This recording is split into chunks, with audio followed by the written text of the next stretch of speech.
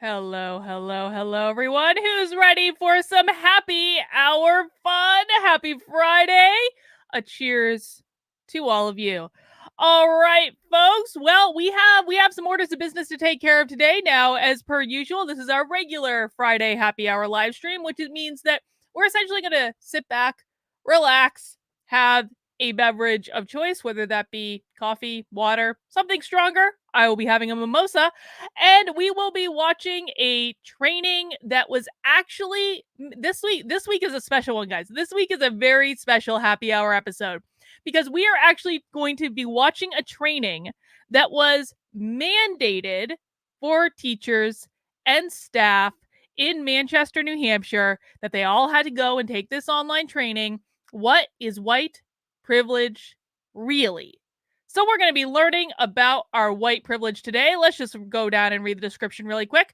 What is white privilege anyway, and do we really need to teach about it? Deconstructing white privilege in the classroom requires educators and students to understand the origins of whiteness and how the legacy of white supremacy endures.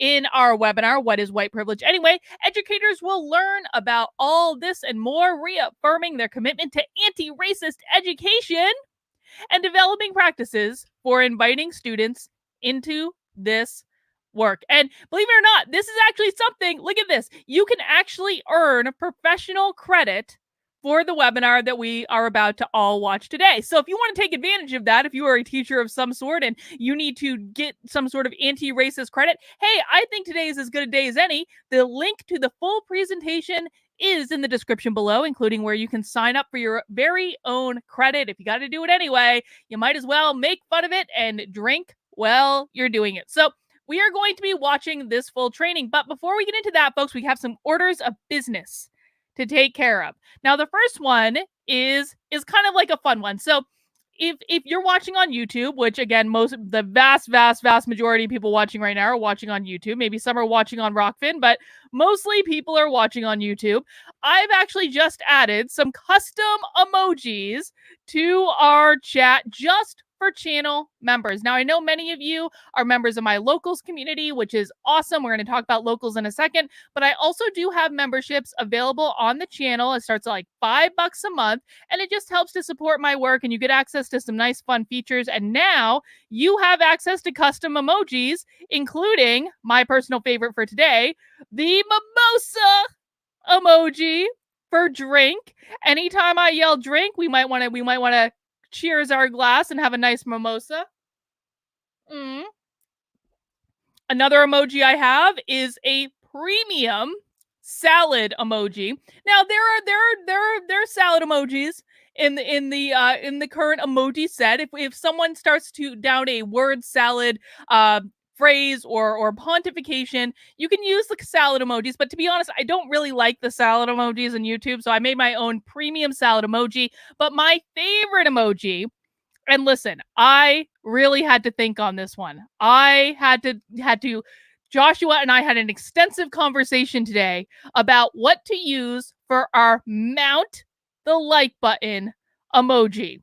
Because you all know that could go downhill real quick. That could be problematic real quick. And believe me, we looked at some problematic options for the mount emoji. And what we decided on, for at least right now, is this nice little heart with the devil horns. So please, if you guys will, mount that like button anytime you see our little heart with devil horns emoji. All right, so that's our first order of business. If you want to take advantage of those emojis, you have to become a member on the channel, and you can do that somewhere down there. I don't know.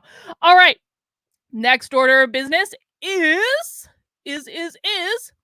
my locals community. One way you can support my channel is by becoming a member of my locals community. Now, I am doing a little special right now because just this week, locals used to be for $5 a month. Don't ignore this. That's a bug. It shouldn't say per year. It says per month. It's $5 a month to become a supporter in my locals community. But locals just launched annual memberships, which means you can get a full year in my locals community for $50, which is 2 months free if we're going by the $5 a month standard. Now, you get an extra added bonus, and this is important, folks. So You guys ask me to knit you stuff all the time. You're always like, Carlin, do you sell your knitting? Like, I want to buy your knitting. I want to give it to my wife. And I'm always like, no, no, no, no, no, no, no, no, no. No, I don't sell my knitting. It's not what I do. Knitting is fun.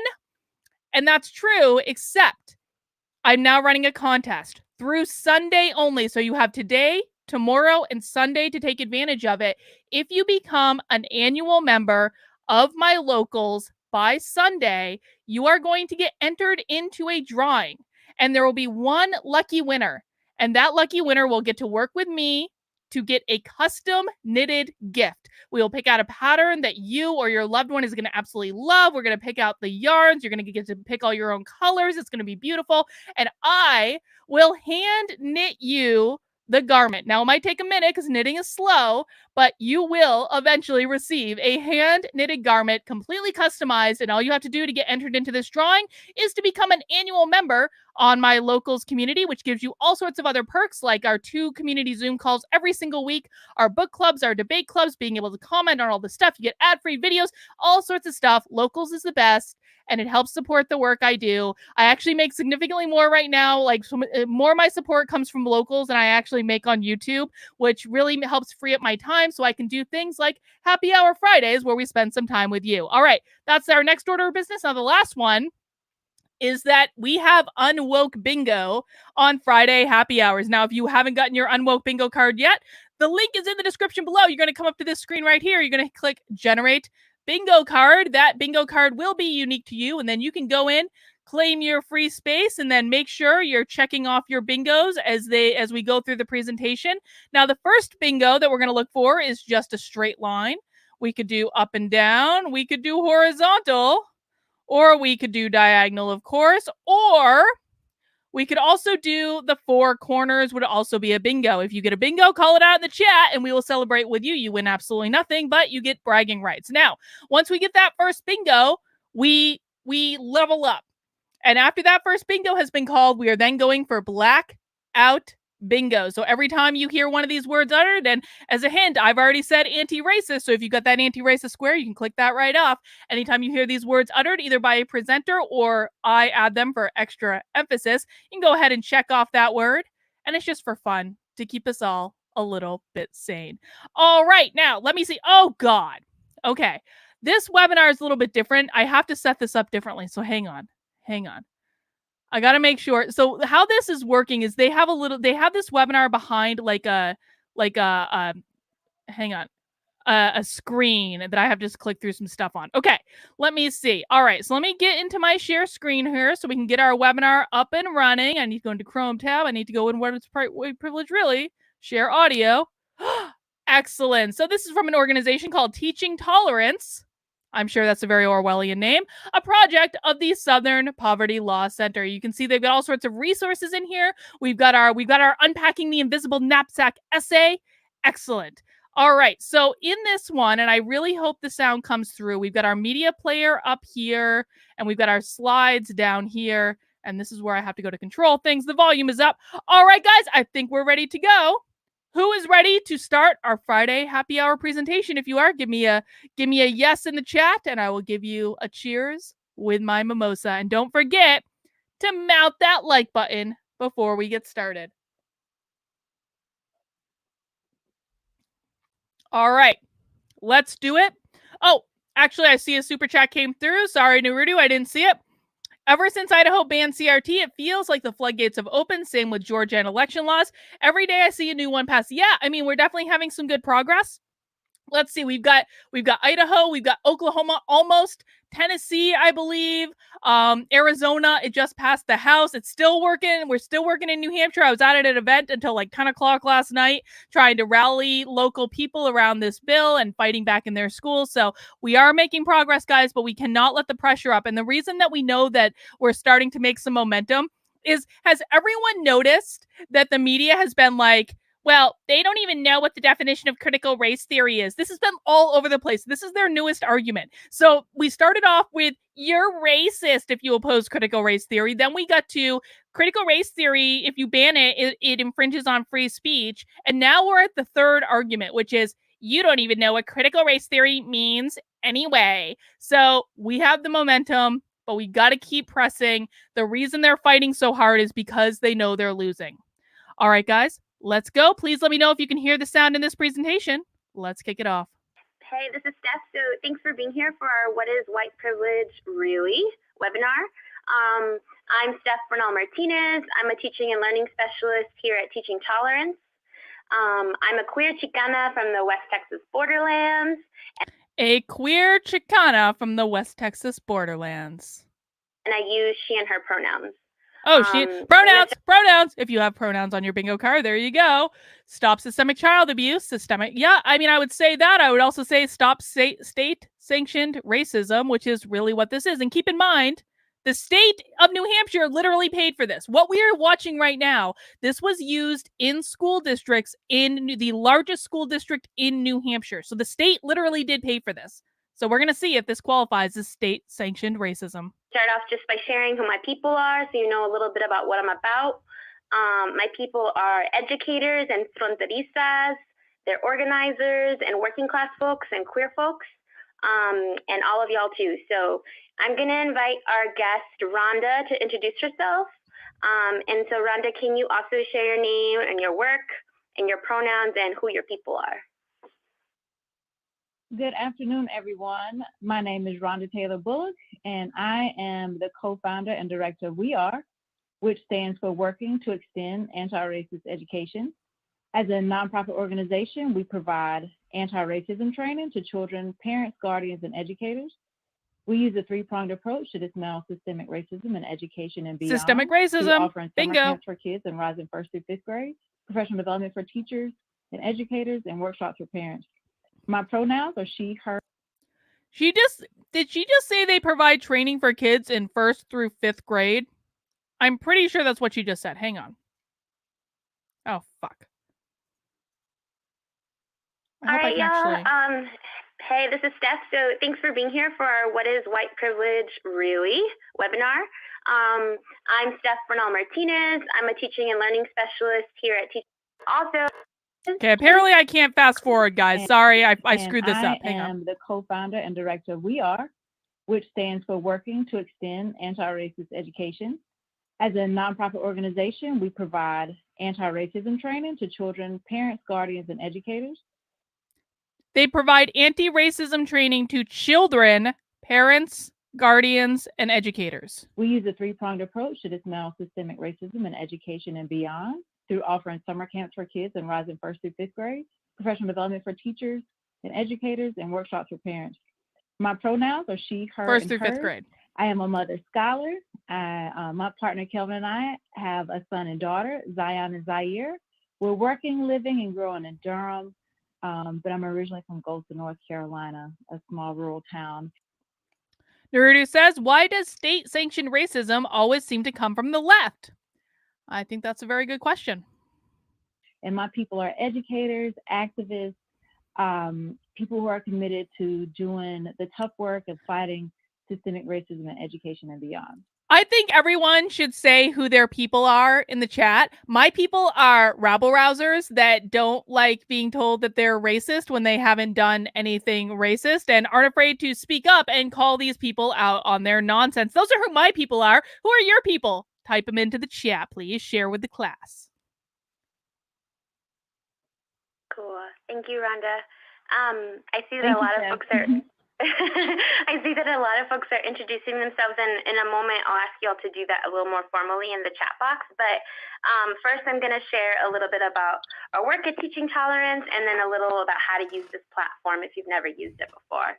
So here at Teaching Tolerance, our mission is to provide schools with the resources they need to educate for a diverse democracy.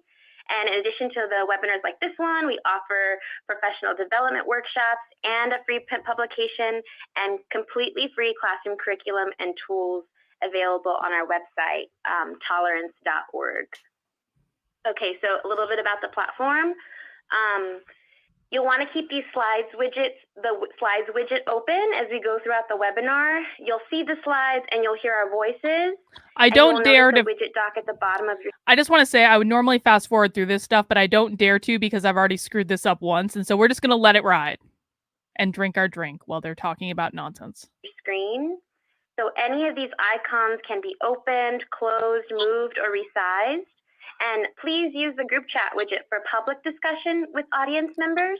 I want to say I could actually show the group chat module, but in this one instance, I'm going to behave responsibly and I am not going to show the live chat. We could actually watch the chat replay throughout this, but that's not what I'm going to do. Yes, Reagan says drink emoji. How about we do a mimosa emoji for our new custom icons? But if you do have a technical difficulty or have like a content question for Rhonda or I, you can enter those privately into the Q&A widget. We'll address questions at the end during the Q&A session. Also, please be sure to download materials related to the webinar in the resource list. I have lots of really, really good stuff for y'all there. I think so, Deb. Lord, a little Melissa Harris Perry, so make sure you check that out. And then you'll receive a prompt to complete a brief post-event survey when the webinar is over. And if you can complete that, we would really appreciate it. And then also, make sure you download the certificate of completion for your professional portfolio. The certificate is... You hear that, guys? We all get a certificate of completion for our professional portfolio. I'm sure you'll all be downloading that. Is available for download at the end of the webinar and will show up in the certification widget at the bottom of your screen. All right, almost done with all the technical stuff. So finally, everything you see here today will be available on demand about 1 hour after this webinar, and that includes everything that's said in this chat window. So simply log back in using the same link or access all of our webinars on our website. All right? Okay. All right, so today we have this really big and beautiful vision for today's webinar. A big and beautiful vision indeed. We are going to expand our definition of white privilege as both personal and systemic, because we couldn't call everyone racist if it was just about individual actions. It has to be about the system, not the individual. We are going to understand the function of whiteness as a pillar of white supremacy and power. Power, power, power. If you have the power bingo card, then you just got a square. To reaffirm our commitment to anti-racist education and to invite students into the work of anti-racist education. Keep in mind as we're watching this, and I'm just going to hammer this point home, this is a teacher education training. This is a training specifically for the people who are teaching your children in the classroom, as sponsored by the Southern Poverty Law Center. Rhonda and I planned this together, and we're really excited that you're here with us. So together, these are things we want to do. We want to expand our definition of white privilege as both personal and systemic. We want to understand the function of whiteness as a pillar of white supremacy and power. And we also want to reaffirm our commitment to anti-racist education. And we want to invite students into the work of anti-racist education. So that's our job here today. Awesome. I'm excited about the conversation that we're about to have, Steph, with all of the people out there. And can you all introduce yourselves in the chat box with your name, pronouns, and one reason why you're here with us today? Pronouns. Introduce yourself with your name, your pronouns, and why you're here.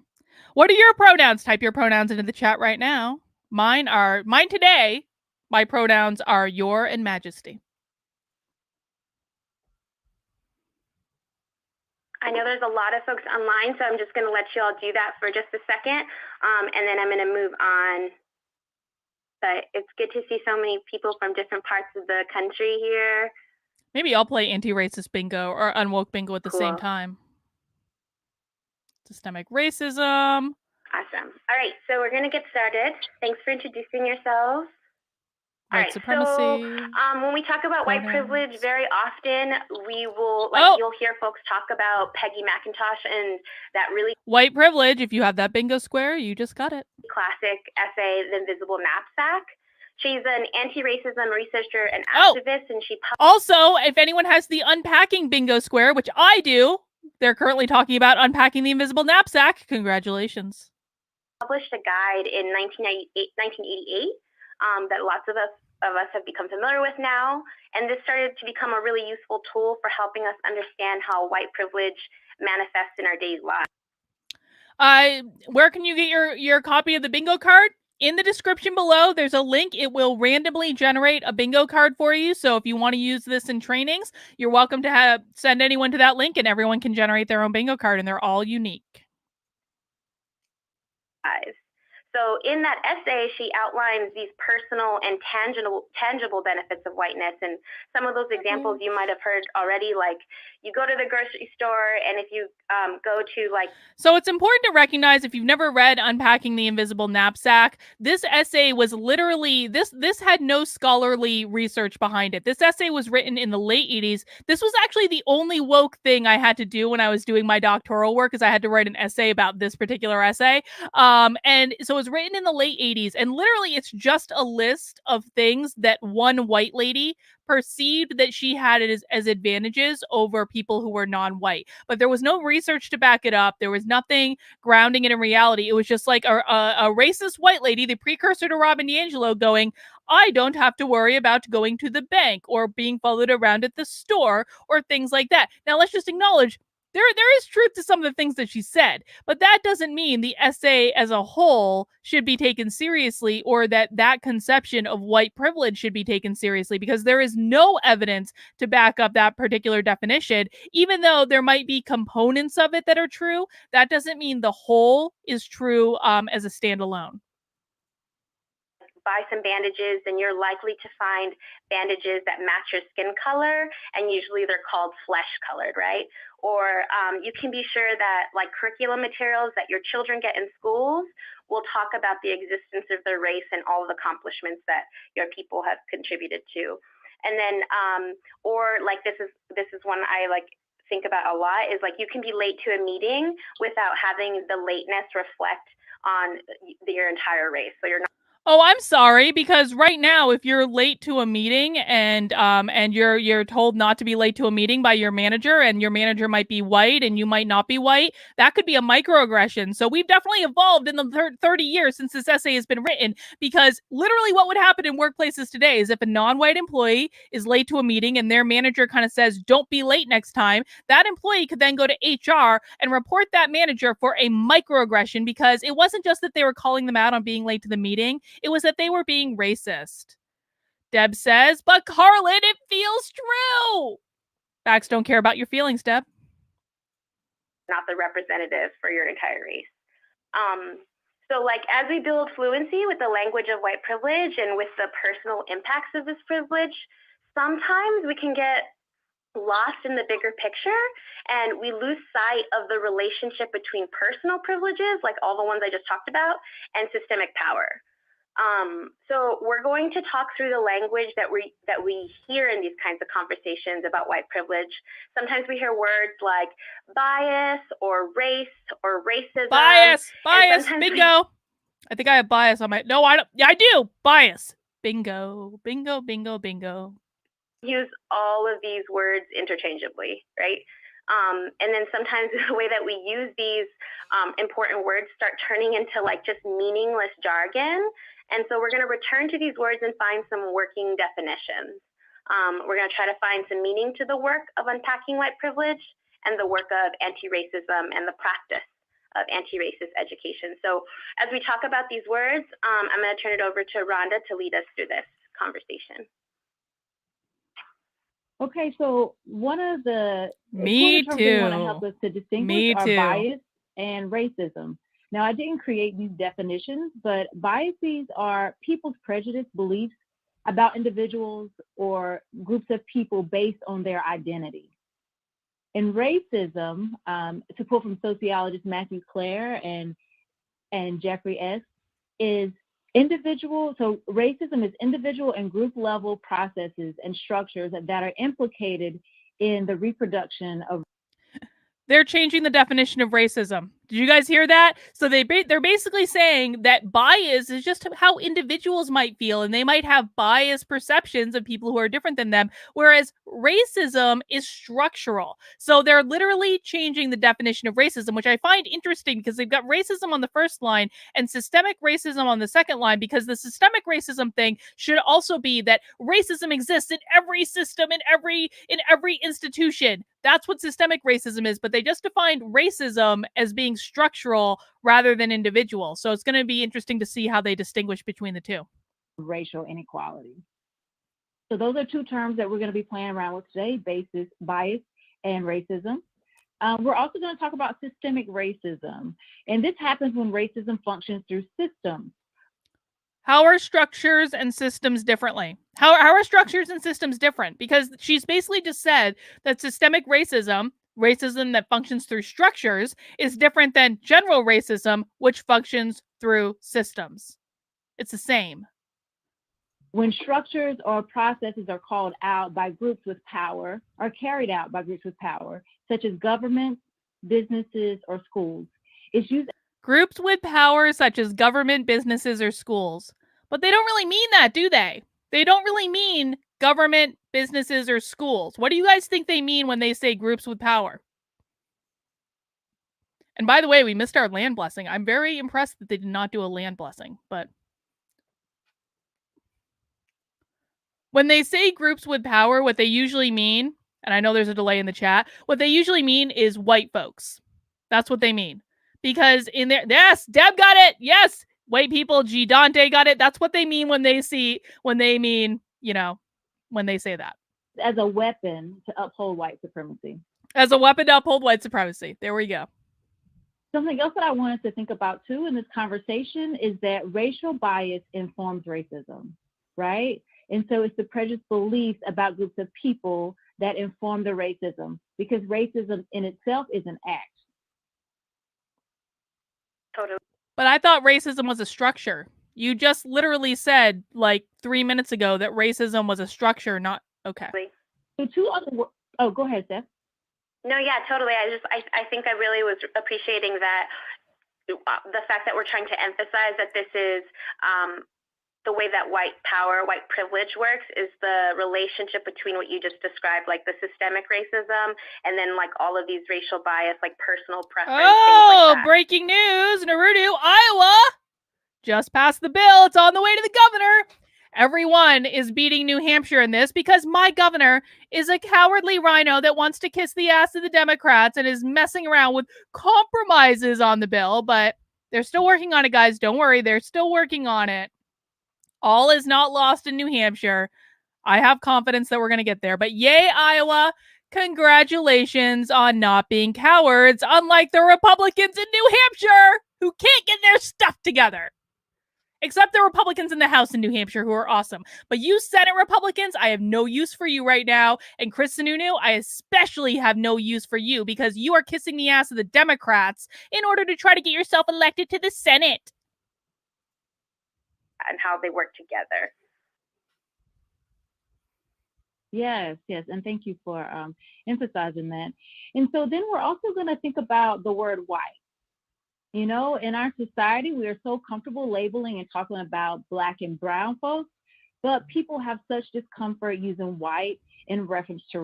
I have no discomfort using the word white at all. White. I'm a pasty white girl. I have no discomfort using the word white, for the record. Race. And so we're going to try to unpack that a little bit too. And then we want to look at the word privilege. Privilege, as we're going to be using it today, means access to benefits or advantages that may be unearned. Yes, let's do a cheers for Iowa. Cheers for Iowa. Or a mimosa for Iowa. Bing.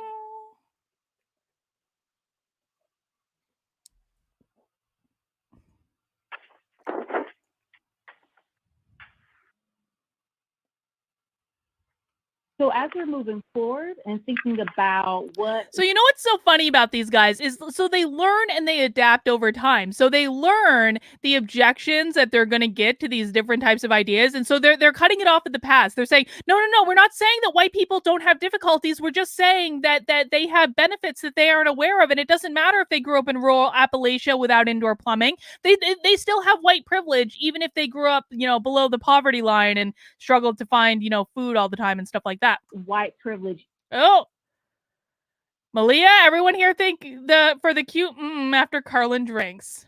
Ha ha ha. Thank you for that. And Paul, I read somewhere that Robin DiAngelo is going to debate Ibram. Really? It's about time either one of them debated someone or defended their ideas. Now, listen, neither Robin DiAngelo or Ibram X. Kendi will ever debate anyone that disagrees with them. But I think, can someone find information on that? Are they really debating each other? Because I'm not sure they would actually disagree. But if they are, you know what that debate's gonna be? It's gonna be Robin DiAngelo deferring to Ibram X. Kendi because that's what she feels like she needs to do because she's a racist white lady who feels really guilty about growing up in an like upper middle class like neighborhood and not having access to black people. So she's gonna put on her best racist white lady and defer to everything Ibram Kendi says. I think that would actually be how it goes. But can someone like Google that or something? Because that would be interesting. I just wanted to share that as an organization.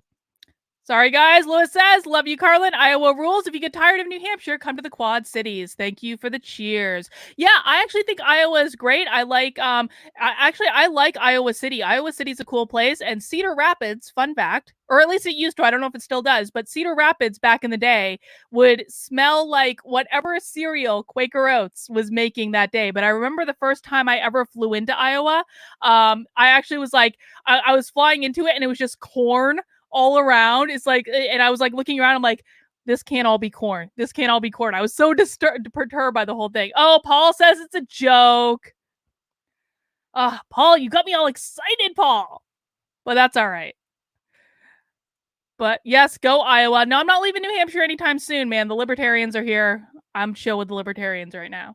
We host a 3-day Educator Institute in the summer, and we do a skit called White Privilege Is and White Privilege Is Not. And to mitigate the immediate defensiveness that white people Wait. In order to mitigate the immediate defensiveness that white people have, they hold a 3-day retreat where they do a skit that says what white privilege is and what it's not. Okay. Often experience when hearing this term. So, for example, when we set this up, we say that white privilege is not the suggestion that whites do not have suffering in their lives. That's one of the common misconceptions. Thank God for that. Can often be off-putting, especially if you're a person who is white and growing up in poverty. Calling that privilege definitely, causes one to pause. White privilege is not being necessarily richer or more successful than people of color. White people with privilege can live in poverty or live in areas. Cedar Rapids still smells like cereal? Fantastic. Okay, so white privilege, it's not about being like, you can have white privilege even if we put you next to a rich black person who has every advantage in the world. You still have white privilege over that black person, is what she just said. Without access to healthcare facilities or live in food deserts. So that's not what it means to have white privilege.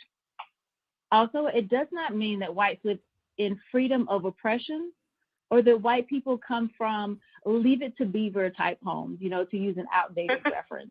But we're really trying to clarify, what we're trying to say and that what white privilege is not. And it's not an assumption that everything a white person has accomplished is unearned. Many white people who have reached a high level of success have worked extremely hard to get there. And so we really just want to try to clarify that before moving on with the conversation. Okay, what is white privilege then? What is it? Thank you, Rhonda. And so when we're trying to work through this definition, this author and scholar, Frances Kendall, tries to help us think about white privilege, and I'm quoting her in this moment, quoting them in this moment. White privilege is having greater access to power and resources than people of color do in the same exact situation. Oh, isn't that funny? Isn't that funny that they know that what's going to happen is like you're going to bring up the argument like what about white people who grew up in extreme poverty in Appalachia and black people who grew up extremely wealthy in Manhattan? Do those white people have white privilege over those black people that grew up wealthy in Manhattan? So what they're doing to mitigate that is to say, no, we're not saying that. We're not saying that at all. We're saying that white people who grew up wealthy in Manhattan still have advantages over black people who grew up wealthy in Manhattan, and they have white privilege, and white people who grew up extremely poor in rural Appalachia have white privilege over black people who grew up extremely poor in Appalachia. They have white privilege over them. They have more access to power regardless of the circumstance, but that's brilliant. I mean, come on. It's like they change their definitions because they know exactly what objections they're going to get. Jenny's getting inky with it said, would living an hour away from a grocery store count as a food desert? I mean, I didn't live too close to a grocery store for a while in my life, but, you know, I'm white, so obviously I'm very privileged. I did have a general store down the street, though. That worked it out. And Deb says, notice these things are always led by a little white girl. No, Deb, she's Chicano. She's a queer Chicano. No white privilege. Who brings the black person in when it suits her. But yeah, I mean, generally speaking, yeah. I'll try not, Jaya. Thank you. Right. So this roots us in an understanding that accounts for like both the conscious and unconscious acts that we talked about with Peggy McIntosh. And then it connects those personal acts to historical inequity. So it's not just your daily life privilege, like the example we gave about the Band-Aids, but how it connects to historical inequity. So when working in anti-bias and anti-racist professional learning communities, I get this question that comes up a lot, and folks will often say, well, like, how come it's not? Carl G says, Kendi actually teaches that black people can also be racist, D'Angelo. Well, okay, so actually, people of any race can be racist. It's called multicultural whiteness, where if you don't subscribe to their little ideology, if you leave the plantation like Tim Scott did after Biden's speech last week or whenever that was, then you are in fact a racist, even if your skin is very, very, very dark, as Tim Scott's skin is. But he's still a racist. Uncle Tim, if you ask Twitter. Not racist if a black person does it. So like a white person does something and they're told like that's a racist act, like, and then they'll often come back with that question. And an example I try to talk through with folks is, so in my first grade class, I had a white student who frequently touched and commented on another student's hair, a black student's hair. And the act itself is seemingly very innocuous. I think that young children are simply learning about bodies and are learning about personal space. And the white student to me wasn't necessarily wasn't being racist and wasn't trying to be hurtful. But the act of touching and commenting on black hair, on black children's hair, on black girls' hair does not exist in a vacuum, right? So in this example, Is she about to call a young child racist because they were commenting on another child's hair? I think she is. Intervened using an approach about boundaries and consent. So the conversation. She had a conversation about consent with a child. Okay. Now, I mean, listen, like, there is something to be said for, like, you don't want kids going up and, like, randomly touching and feeling other kids' hair when it makes them uncomfortable. I get that, but, like, the language she's using here is like they're children. They're children. This is what they do. They're figuring it out. I just had to have with the white student was like, this is a space bubble. Like, I think all teachers have had that conversation with young people. Like, this is my space. That is your space. Things like that. And my decision to have. Then why, if it was as simple as saying, respect someone else's space and don't touch them if they don't want to be touched, then why are you bringing it into a conversation about race? Why? If that child had seen maybe another child with like bright red hair, which you don't see all that often, they were curious about it and they went and touched it, would this be brought into that conversation? I'm sure. This conversation and was informed by my understanding that there are power differentials between students based off of race. There are power differentials between these students now. So the white student who was inquisitive about the black student's hair had power over that black student. How is that possible unless the teacher gave them that power? Which this person is talking about being the teacher in the class. Doesn't the teacher in the class actually have the power? I would think that would actually be the way it works. In the exact same situation, there is a difference between a white child experiencing that and a black child. So I don't want any child to have their hair touched. So if a white child went up to another white child with bright red hair and touched her hair, that would be different than a white child going up to a black child and touching her hair. They're different. I don't think that they're different. It's kind of the same thing. They're curious about what's going on. This is what kids do. You have a conversation with them and say, don't do that. But this is not about race. Has nothing to do with race. Gemsound said, I heard that Snow White didn't give consent recently. Yes, that's right. Snow White is now canceled because Prince Charming kissed Snow White without her consent. I'm not sure exactly how they wanted him to wake up Snow White, but apparently the kiss is just a bridge too far. Touched and commented on without their consent, but I also know that the experience of Black students being touched and commented on is different of white students and has a history. How is the experience of Black students being touched and commented on different than the experience of white students being touched and commented on? How is that fundamentally different, and what is she basing that on specifically? I want specific documentation about how she is coming to that conclusion. What studies has she read on this, or is it just her lived experience? And that lived experience is a bingo word, by the way, so if you have lived experience, which I do on my bingo card, you just got your square. Historical legacy, if we think about what has happened throughout the history of our country, right? The reason we learn, Deb says, my daughter has naturally long, very curly hair, and the Black girls used to touch it in middle school constantly. No one cared, bothered her a lot. Exactly. The Black girls did this to your daughter, and I'm sure it had nothing to do with race. It had to do with like her having really curly hair. Jesus. That's by the way, guys, like, and I want to emphasize this.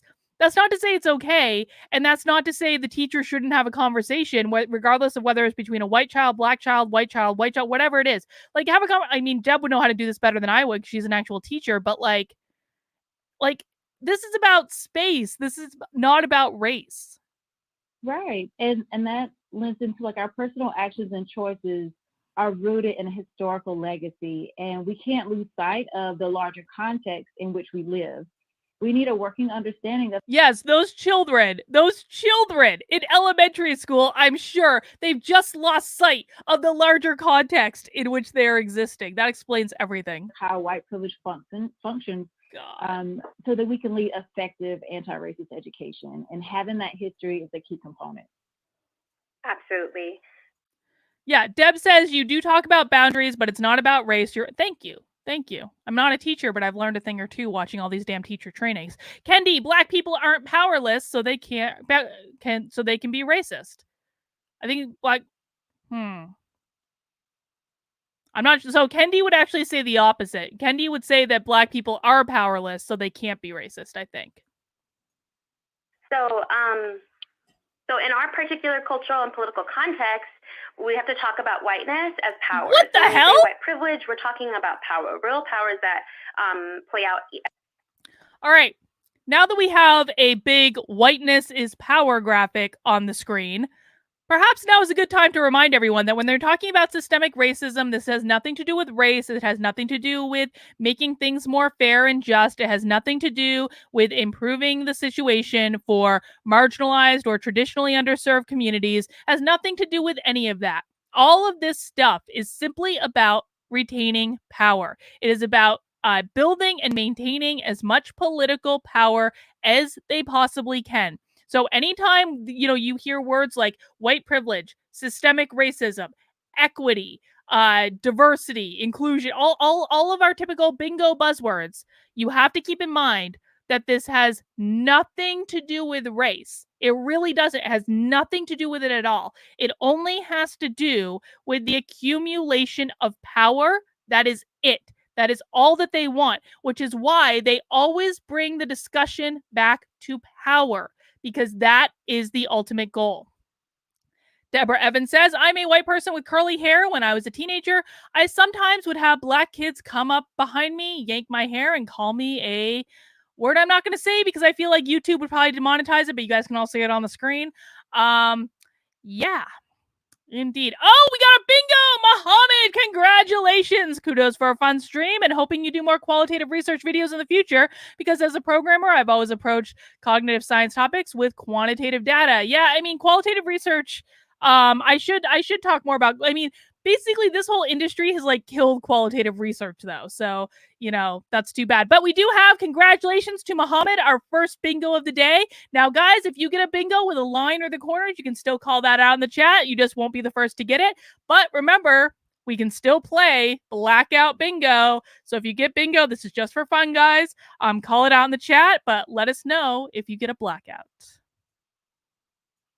every day. So whiteness can be that invisible knapsack of privileges that Peggy McIntosh had wrote about, and it can also be a weapon. So we're going to briefly dive into 3 common powers that are afforded to people who benefit from whiteness.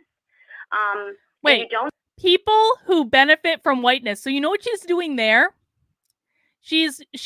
I bet you money we're going to hear about white passing people. So white passing people are people who might not be totally white. Like maybe they have one white parent and one non-white parent, but maybe their skin is very, very light. Well, they're white passing people, right? So people who benefit from it, this is where the multicultural whiteness thing comes into play.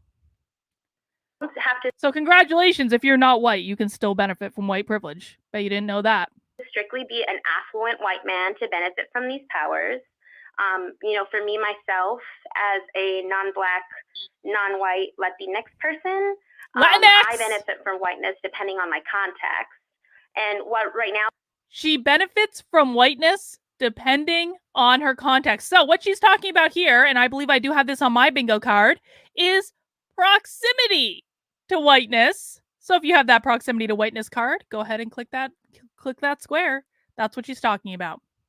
For the purposes of this webinar, I won't divulge into the complexity of race and Latinidad in this moment, but we do have a webinar on February 12th that will dive into those questions. So if you're interested in about that, talking about Latinx people and race, look out for that idea.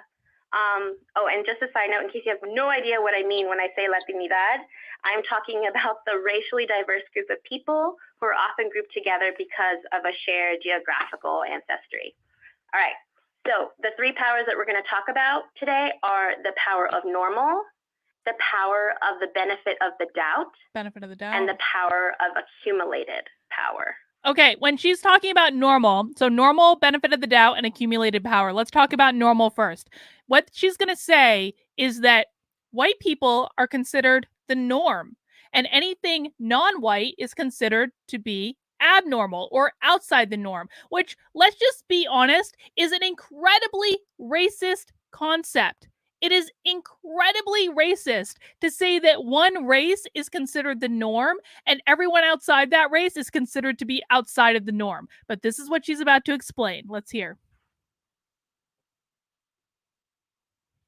So when we're thinking about power of normal, that means that the way you exist and move about in the world is seen as the norm.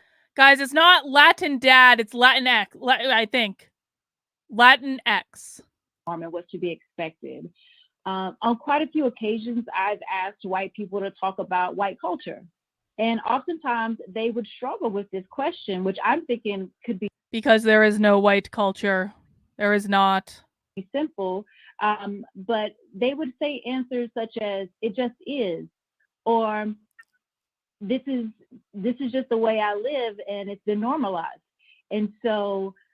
No, they're not talking about it because there's not one normalized white culture. There's not. I mean, come on. We could talk about the Irish, we could talk about the French, we could talk about the Italians. And by the way, guys, they think so if you're thinking Carlin, Italians aren't white, well, guess what? According to Robin DiAngelo, they are, because they've assimilated to whiteness. So we could talk about all these different types of subcultures, but there is no one white culture. That's why people can't talk about it. Now, that's not to say that means that white people are the normal and everything outside of that is abnormal, but that just doesn't exist. Oftentimes when people think it's just the way we are, this is just the way we exist, that renders their identity and their culture invisible. And so scholar Cheryl Harris mentions this in her seminal piece, Whiteness as Property. And in somewhat simple terms, the subtle versions of white privilege are often used as a comfortable, easy way entry point for people who might push back against the concept. And so when you're being accepted as normal, oftentimes you don't have to think about the ways you move about in the world. And so there are a few examples to include. So some that Steph had mentioned earlier about, the flesh-colored Band-Aids, or going to a grocery store and looking for a card. And this training was done earlier this year, and I'm sorry, Unpacking the Invisible Knapsack was written in the late 80s. In the past 30 years, we have actually come up with a wide array of colors of Band-Aid. They're not just the peachy pale color anymore. If you want to get other colors Band-Aids, you can also get Band-Aids with like Scooby-Doo or Snoopy or all these other things on them. You can get different Band-Aids. I don't know why they're leaning on the Band-Aid example. Just go to CVS. They're all there. Even in pasty white New Hampshire. And finding that your culture is represented in the car section. And so it just seems like it just is. And for other people, they're otherized. And for white people, they get to pass through the world as if, you know, it's normal that to see only my culture represented in these different spaces. But the roots of these problems is often ignored. These types of examples can be dismissed by white people who might say, my hair is curly and requires a special product, or my family. Truman says, I have Ninja Turtle Band-Aids talk about upholding white supremacy. Casper likes camouflage Band-Aids. Yeah, there's like My Little Pony Band-Aid, Flintstone vitamins, Spider-Man. Come on. But who made the ultimate point? Adrian made the best point. Like, it doesn't really matter what color the Band-Aid is. It is irrelevant to the purpose of a Band-Aid. Exactly. That is not the purpose of a Band-Aid. Is from Poland, and it's hard to find traditional Polish food at the grocery store. And that may be true. But the reasons, even for these simple white privileges. My husband is from Ukraine, and we can't find any Ukrainian food at the grocery store, especially the little salted fishes that he really likes. Does he not have privilege? Need to be recognized is that the damage goes beyond the inconvenience of shopping for goods and services. These privileges are symbolic of what we Hang on. You're gonna make the argument that this goes beyond just shopping for goods and services. You have already spent like 10 minutes talking about a flipping Band-Aid. So apparently it's okay to talk about shopping for goods and services when it makes your point. But then when it doesn't make your point, when you talk about how, like, you know, it's hard to find Polish food at the supermarket or Ukrainian food or whatever it is. No, don't. No, it's not about shopping for goods and services. Only when we're talking about Band-Aids is it about shopping for goods and services. Called the power of normal. And so if public spaces and goods seem catered to one race and segregate the needs of people of other races into special sections, that indicates something beneath the surface. Even myself, I can remember as a child going to look for hair care products in the grocery store and recognizing that what I needed was on the same aisle as pet and animal food. And so there's subliminal messages being communicated to me about. That to me seems to be a problem with the grocery store making that decision, but I have never, okay, listen, like I don't check for the hair. Obviously, like I don't have very much hair to begin with, and the hair I do have is very, very white person hair. But I have never seen black hair care products in the pet section, and if they were, that's effing racist, and that store shouldn't be doing that. That's a legitimate complaint if that has happened recently. But I suspect it hasn't. About my hair type versus the hair type for the people whose products are on the aisle with the other hair care material. And so people of color move through the world knowing their needs are on the margins. Recognizing this means recognizing where the gaps exist. Absolutely. Thank you for sharing those particular anecdotes, Rhonda. I really appreciate your vulnerability. Thank you. I appreciate that. And so part of doing this work is sharing our stories. And I think that contributes to, you know, the significance and the vulnerability of myself and others being able to have authentic conversations. And I believe it helps us to move this work forward. Okay, you notice that they did not actually give any concrete examples or academic evidence in that entire section. It was just about her personal story of, well, allegedly not being able to find her hair care products in the right section and Band-Aids. That was all that was. There was no research, there was no evidence, there was no data. It was just her personal stories from back in the day, literally taking examples from decades ago and saying this is relevant right now in our current context. Another tenet that we're going to be focused on is the power of the benefit of doubt. And this is a really strong one, which could seem minor when we're just talking about it, but we can look to current viral moments and observe the power of the benefit of doubt. So for example, start with the incident that happened at Starbucks with the two Black men who had come in and were waiting for a client before they ordered.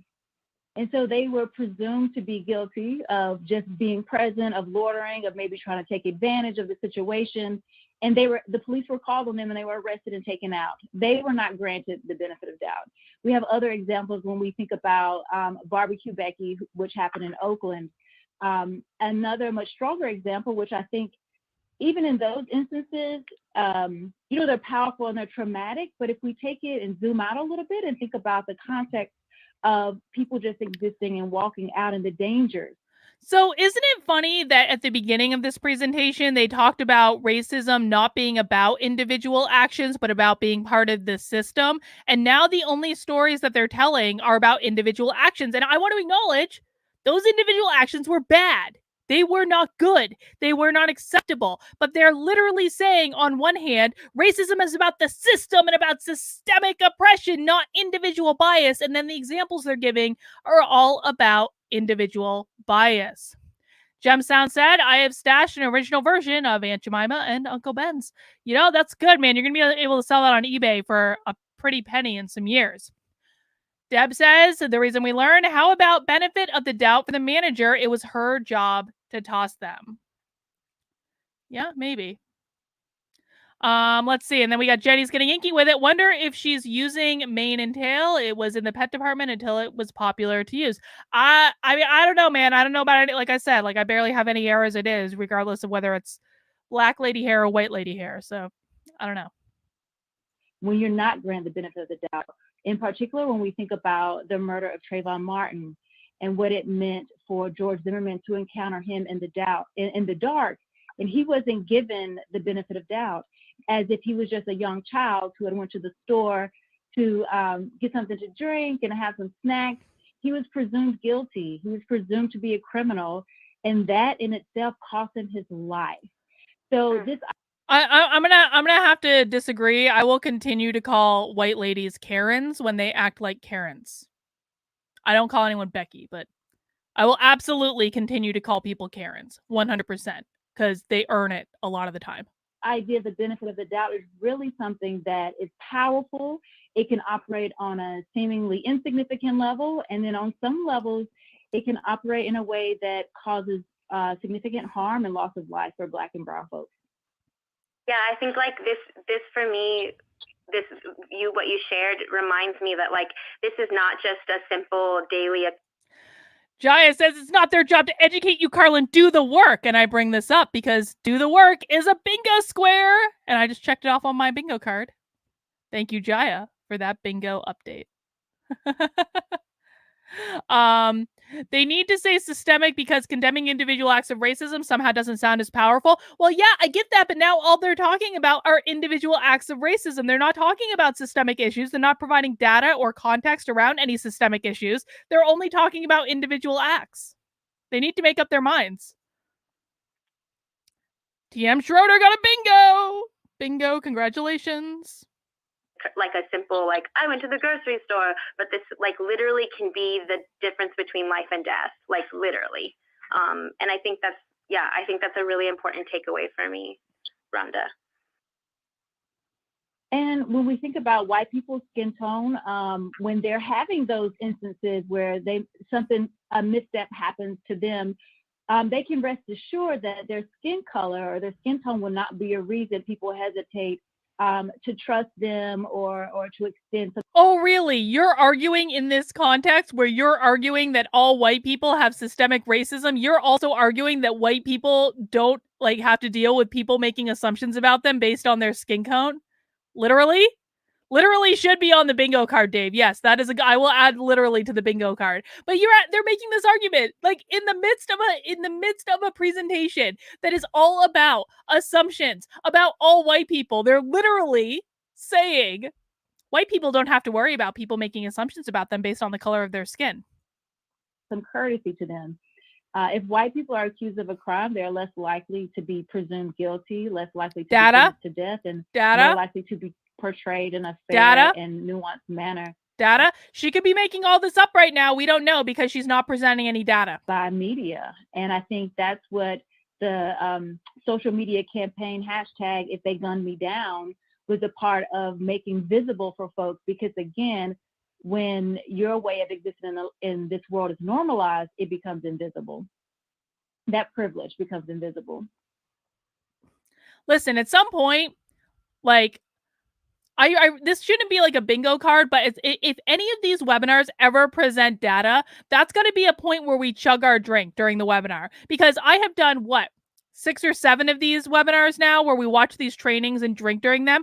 I can't remember one single training where they actually presented legitimate data. It's all about lived experience, lived experience, lived experience. So if we ever in one of these happy hours come to a point where they actually present evidence of what they're talking about, that is going to be a moment where we all chug our drink in celebration of them actually trying. Von Cobra says, Carlin, maybe if you're going to use things to say counting for bingo to cheat, maybe you shouldn't play. Listen, Von Cobra, this is my channel. I'll cheat if I want to, all right? And Second Fleet Actual says, white guy in black neighborhood is assumed to be doing something illegal. Well, I don't know about that. We don't have data for that either, but maybe. I don't know. Absolutely. So we've been talking about the different ways that these powers show up, and one of the things that I've been working on recently is diving into the understanding of the power of accumulated power. So in some ways, the power of accumulated wealth and access. And so these are some of the questions that have to be considered when we talk about these privileges and powers that are afforded to people who can access whiteness, right? So we have to constantly be thinking about who built that system. So like who built the system that people who access whiteness benefit from, and then who keeps it. People who can access whiteness. That's what they keep saying. People who can access whiteness. Going. So one of the things that I've been... What the heck? Play. Oh, no. No. What are you doing? Why are you buffering? 22 minutes, 26 seconds if we have to reload. Why are you buffering?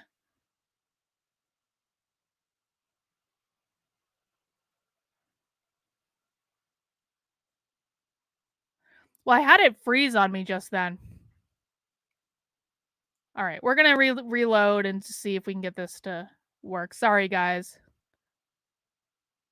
I've never done a live stream using this particular system before. I wonder if they know I'm doing this and they just took down the entire presentation. Wouldn't that be funny? Because the whole thing right now seems to be just stopping. All right, here's what we're going to do. I'm going to stop the share for a second. I'm going to just reload this entire thing because it's just totally glitching at this point. 22 minutes, 26 seconds. We're going to see. All right. Oh, hang on. We're back. I just have to share the thing. It wouldn't actually surprise me if they knew, because I announced I was doing this last night at a thing, so it wouldn't actually surprise me if they knew. This one. Okay. So these are some of the questions that have to be considered when we talk about these privileges and powers that are afforded to people who can access whiteness, right? So we have to constantly be thinking about who built that system. So like who built the system that people who access whiteness benefit from, and then who keeps it going. So one of the things that I've been studying right now is when we talk about the net worth gap, so like accumulated wealth between white people and people of color. I would like my white privilege card of accumulated wealth, please. I mean, do any other white people here want their white privilege card with accumulated wealth? Because my family hasn't passed shit on to me. I've had to earn everything I have for myself. Where's my white privilege? Things that cannot exclusively remedy that gap are things like college degrees and higher salaries. And there's a reason for that. And the reason is because of the history behind that wealth accumulation. So do these people think that all white people have an inheritance waiting for them? Do they really have that perception? I wish I had a flipping inheritance. My inheritance is not coming. My inheritance is in cryptocurrency. I'm getting more from cryptocurrency than I'm getting from my family. I'll tell you what. So the gap instead relies largely on inheritance. So wealth that's passed on from generation to generation to generation. And that wealth often comes in the form of things like inherited homes with value. And when white families are able to accumulate wealth because of their earning power or their home. This is actually brilliant. I kind of want to make a cryptocurrency and call it whiteness now. Everyone can have whiteness, everyone. Dude, I would 100% buy that cryptocurrency. I would 100% do it. I think that that is a fruitful endeavor. Value, they're more likely to be able to support their children into early adulthood. So helping with things like college education, first cars and first homes, and so on and so forth. Yeah, Godar Bazaar says, I make $800 a month and I come from trailer parks. Yeah, I know a lot of people. I know a lot of white people who grew up in trailer parks and have no inheritance coming. And this one, in Rhonda, you're welcome to jump in if you want to share anything about this, but I think this one gets really complicated when we talk about white folks who don't necessarily benefit from. All right, I think this is a perfect time for a word salad emoji because this is the very definition of word salad right here, guys. We got our premium salad emoji for channel members. We have normal salad emojis if you're not a channel member yet, but I think the premium salad emoji is better. Let's see some salads in the chat because this is word salad if I've ever heard it. Like wealth and capital, but I want to name a couple of things that it's really important that we understand the way that the system has structured it so that even for white people who don't have wealth, they still benefit from the system. So an example, I was reading Richard Rothstein's book, The Color of Law, and he outlines the history of how institutional government policy and private entities would work in tandem, like they work together pretty explicitly to advantage white wealth accumulation. So some of the examples he talks about, and he goes as far back as like talking about sharecropping systems that undermined Black autonomy and to advantage white farmers. So he roots us in that history. And then he goes on to really outline how the GI Bill excluded African Americans from so many of the things that white people could benefit from. One of those examples were that African Americans were kept from attending four-year institutions. So white GIs who would come back from the war and have access to a four-year institution, the same folks who were African American did not have access. And they were pushed into trade schools. And then on top of being pushed into trade schools, they were also excluded or pushed into jobs where they were. I just want to note that in the midst of all this word salad, she is presenting no empirical evidence. She's talking in generalities. And yeah, for some people, those generalities are true, but they're generalities. I want research. I want data. I want statistics. If you want to make an argument that there is a systemic problem, you should at the very least be able to back up that hypothesis with statistics. Deb, I thought you were off tutoring a Chinese third grader. Excluded from union protection. So it's just like one step after the other, boom, boom, boom. Folks who don't benefit from whiteness are constantly put in a position where they can't accumulate that wealth, they can't accumulate that power. But that's like a quick piece from that book. Also, just be on the lookout for some forthcoming resources on teaching about the accumulation of white wealth and power and the color of law, because TT will be putting those out soon. Whoa, Von Cobra with the big super chat. Thank you, Von Cobra. I appreciate it. Inherited wealth privilege is real, says the 1%. Stop conflating it with whiteness, you R words. Yeah, inherited wealth privilege is real for very, very, very, very, very, very, very, very, very wealthy people. For most people, inherited wealth privilege is a figment of their imagination, and they ain't never getting an inheritance. They ain't never getting that secret will reading where all of a sudden they get a landfall. Like, I know I'm not. Dude. Can I turn on captions so Deb, I don't know how to do that. I'm sorry. I have no idea how to do that, Deb. I'm sorry. I have no idea. Maybe I can figure out how to do that for next time. And Steph, I want to just add in that another great resource is a short documentary. Well, it's a multi-series documentary, but you can watch it in segments. It's called Race, the Power of an Illusion. And there's a particular segment called The House We Live In. And it specifically, in a very concrete way, helps viewers understand how the GI Bill, how redlining were examples of systemic racism that created an avenue for white soldiers to come home and have access to buying homes in a good neighborhood, which allowed them, again, to what you had already mentioned, build the wealth, build the capital. And while white families' homes and neighborhoods were being invested in, Black homes and Black and brown communities were being divested in. So as one was being uplifted, Deborah says, I resent their stereotypes of white people. I mean, like, don't resent them. I mean, this is like, you don't want to have any, well, I shouldn't say that. I mean, I drink during these live streams because this stuff pisses me off. But like, don't hold resentment over this, guys. This is just dumb. This is a performative exercise. This is a grift to make money. That's all this is. Like, don't hold on to any resentment from these people because it only hurts you. And I know that because I've actually had to go to like chiropractor recently who told me you're too pissed off all the time. That's why your body's breaking down. So take it from me. It's not worth it. Don't hold resentment or anger, no matter how stupid this stuff is. Another one was being debased and pushed down. Absolutely. Thank you for sharing that. Can you, Rhonda, can you share again the name of that resource? Yes, it's a documentary series. It's called Race, The Power of an Illusion. And the specific segment that I'm mentioning is The House We Live In. Okay, cool. And then I see a couple of folks are asking about the title of the book I was talking about, and it's called The Color of Law. So hopefully folks can catch that.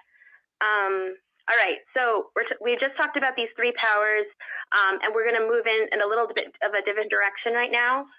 We're going to be talking about how we can reaffirm our commitments to this work, right? So we're all on this call because we're either educators or we work with young people or students, and we are trying to do this very critical work. So we're going to switch gears for a little. See, okay, for everyone who said I was cheating when I pointed out Jaya's chat about doing the work, they're now talking about doing the work. So you get the bingo square anyway. We all knew it was coming. A little bit. Okay. So we will review 4 considerations as... Why are these people so lazy that they can't make real slides? Honestly, this is not how you do an online training. Like when I do online trainings, like I have like literally hundreds of slides in any presentation to lay out every single thing and to give people a visual. These people are literally only finding a fancy font and doing like, this is just lazy. Why are people paying for this? Why is Manchester, New Hampshire, the school districts paying for all of their teachers and their staff to go through this half-assed training? This is a misuse of the taxpayer dollar right here. And this is why it is incredibly important to ban this type of training, because this has literally said nothing. We are half an hour into this webinar and they have said nothing. They've given no statistics. They've given no verifiable facts. They've given no empirical evidence. My tax dollars literally paid for this. Alexandra says, yo, somebody hasn't mounted that like button. Is it you, guys? Please mount that like button. And if you have questions about why we mount the like button instead of why we smash the like button, I actually did a video yesterday explaining the origins of mounting the like button. Thank you, Alexandra. As we continuously develop our anti-racist practice and reaffirm our commitment to anti-racist education. So these considerations help us analyze and navigate whiteness and the privileges that are afforded by whiteness. And they can also be applied to other situations where we might benefit from personal and systemic power. I know that I keep saying this, but please remember that it's both, it's a relationship, right? It's personal and systemic. And then during this during this little section, we'll be asking y'all to reflect and to share in the chat box. So y'all are doing this work and we want to like hear about the work that you're doing. Do the work. And so we'll be asking you to share. All right, so this first consideration is navigating discomfort. While we do this work, how we commit to this work is I just want to say that I'm going to use a point of executive privilege and say this counts for the uncomfortable conversation bingo square. And now I am 1 square away from bingo. How's your bingo card going? How many squares do you have to go for your bingo? We don't take it personally, and we don't use discomfort as an excuse to disengage from the work. So whether it's talking about whiteness or class access or other personal and systemic powers, we have probably all had moments of discomfort, right? I'm pretty sure. So early in my journey and my teaching practice, I have had so much confusion in talking about, and I used this example earlier, in talking about race and Latinidad. And one way that I have learned to navigate my discomfort is by— You guys are right. It was Latinidad. What the hell is that? I've never heard that before. trying to learn my role in this work. So we all have a role, and that role can shift from time to time. And I navigate my discomfort when I don't understand something by knowing what my place is. And now you can find this resource in the resources list, but I navigate discomfort by knowing what my place is. Know your place, white people. recently read an article, an essay by Deepa Iyer, and it's called Saying Goodbye to the Seesaw of Outrage and Numbness. And in it, she describes how some of us are frontline responders and others of us are bridge builders or disruptors. But her point is that we all have a role, and this is the one way that we can navigate our discomfort, by having a sense of who we are and what we're about and how we move forward. And again, the link to the article is in the resources if you want to dive into that. Rhonda? Yeah, in our trainings that we do with educators and even with parents too, we encourage participants to check your defensiveness or check our defensiveness. And one of the ways we talk about doing that is to pinpoint your discomfort by rubbing your ears, tapping, or pressing down to feel the weight of your body. This is also something that I've taken from different counselors and people who have worked with kids in therapy sessions. It really just makes— This is insidious. If you're comfortable with being called a racist, just sink into that discomfort, relax into that discomfort, tap your pressure points when you're feeling that discomfort. That's insidious. That's indoctrination right there. What they just did, that's indoctrination. Makes you feel grounded. And take a moment. Ground yourself in your discomfort. Ask yourself, what about this conversation? By the way, when someone calls you a racist and then tells you to ground yourself to the reality that you're a racist, don't do that. Trust your instincts. When your body is feeling discomfort in that situation, it's because your brain knows it's not true. Your brain is feeling discomfort. It's sending signals into your body, so your body feels physical discomfort because it's not true. And we all have internal bullshit monitors that tell us exactly when it's right in front of us. Is making me uncomfortable. We encourage folks to lean into discomfort and not pull back, because that's the place where transformational learning occurs. So pause, listen, pinpoint that discomfort in your body, and then ask yourself, what about this is making me uncomfortable? Oh, I'll tell you what about this is making me uncomfortable, is that it's all grounded in nonsense. There is no empirical evidence to back up any of what we have heard in the first half hour of this webinar. Are there actions that I can take to help this situation? So these are other ways you can navigate dealing with the discomfort that comes along with having these conversations. So in the chat box, please share your strategy for navigating discomfort in these situations. There's a lot of folks on this webinar today, and so if I can pull out a few, I'll try, but we'll see. Let me see if lots of folks are chiming in with the mindfulness is a great way to navigate discomfort. No. I literally wrote an entire book about mindfulness. You do not use mindfulness to navigate your discomfort about being called a racist. You use mindfulness to tune into your inner voice, which will tell you, you're not a bad person, you're not a racist, none of this is real. Telling people to use mindfulness to become comfortable being called a racist is, dude, this is so beyond irresponsible. Listening, pausing, taking deep breath. I really appreciate, Rhonda, the pieces around our being grounded in our physical body. I think that's such a critical piece of navigating discomfort. These are the same people who do yoga and meditation as a performative exercise just to say that they meditate on webinars like this. Lots of folks sharing really good stuff. Okay, so I'm going to move on to the next consideration of how we do this work, right? So listen, amplify, and speak up, right? So when Black people and people of color speak to their experiences of oppression, it's Courtney, thank you for the super chat. I work and save and deny myself things so I can have nicer things. Other hard workers taught me this. Hard work makes me uncomfortable. Well, sometimes you should be like, sometimes discomfort is not necessarily a bad thing. It's really not. And especially when it comes to work, because when we work hard, the thing that makes the work worthwhile is the fulfillment that you receive at the end. If it was all easy, then it wouldn't mean anything. Von Cobra says that's incredibly evil. These people must know that discomfort is a subconscious response to being lied to or manipulated, and they tell people that discomfort means you're right. Now, listen, there are very valid reasons you might be like uncomfortable when you're being asked to push outside your comfort zone, change your habits, try doing something new.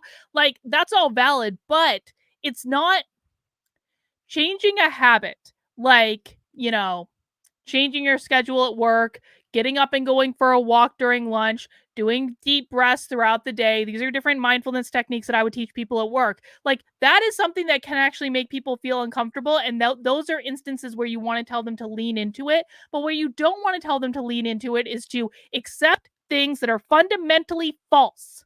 And that's why this stuff is so incredibly irresponsible. The fact that my taxes paid for this, I'm really pissed off. Kelly O'Daniel looked up Latinidad. Latinidad is a Spanish language term that refers to the various attributes shared by Latin American people and their descendants. Okay. You learn something new every single day. Important for white people to listen to those experiences and amplify that message. So some of the ways that you can do that, for example, are you can share the work and perspectives of Black people and people of color on social media. So many of my educator friends and folks that I've worked with are on social media following different folks who are popular in like the ed world. So being mindful of who you're following, make sure you're like taking cues and learning from Black folks and people of color, and then sharing their work and their content. And then making sure that you credit colleagues for their ideas. So like in both your personal spaces and on your social media spaces, like making sure that we like source the idea. That's how you amplify this work and take cues from people who are leading the work. Like Rhonda is someone who is leading this work. That's really incredible. And then one more thing that I just want to point out as a skill is serial testimony. And I actually learned this through a PD with Spirit House in Durham, North Carolina, but it's the practice of being able to sit and listen to a colleague, a peer, a friend, without necessarily commenting or using your body to comment, so no body language. It's like active listening. And it's just like it's a little activity you can do. You both just like sit down and face each other and answer a question. And you can learn more about it. I put it in the resource list, but practicing serial testimony can really help with learning how to listen and amplify and speak up to other folks. So in the chat box again, if you all can share some of the things that you all are already doing. I know you all have ideas about how you amplify the perspectives of Black folks and people of color, or share about how you amplify the perspectives of folks who don't benefit from the same powers and privileges that you may benefit from. So if there are folks of color on this call, if there are Black folks, like how do you amplify the work from folks who don't necessarily share your same power?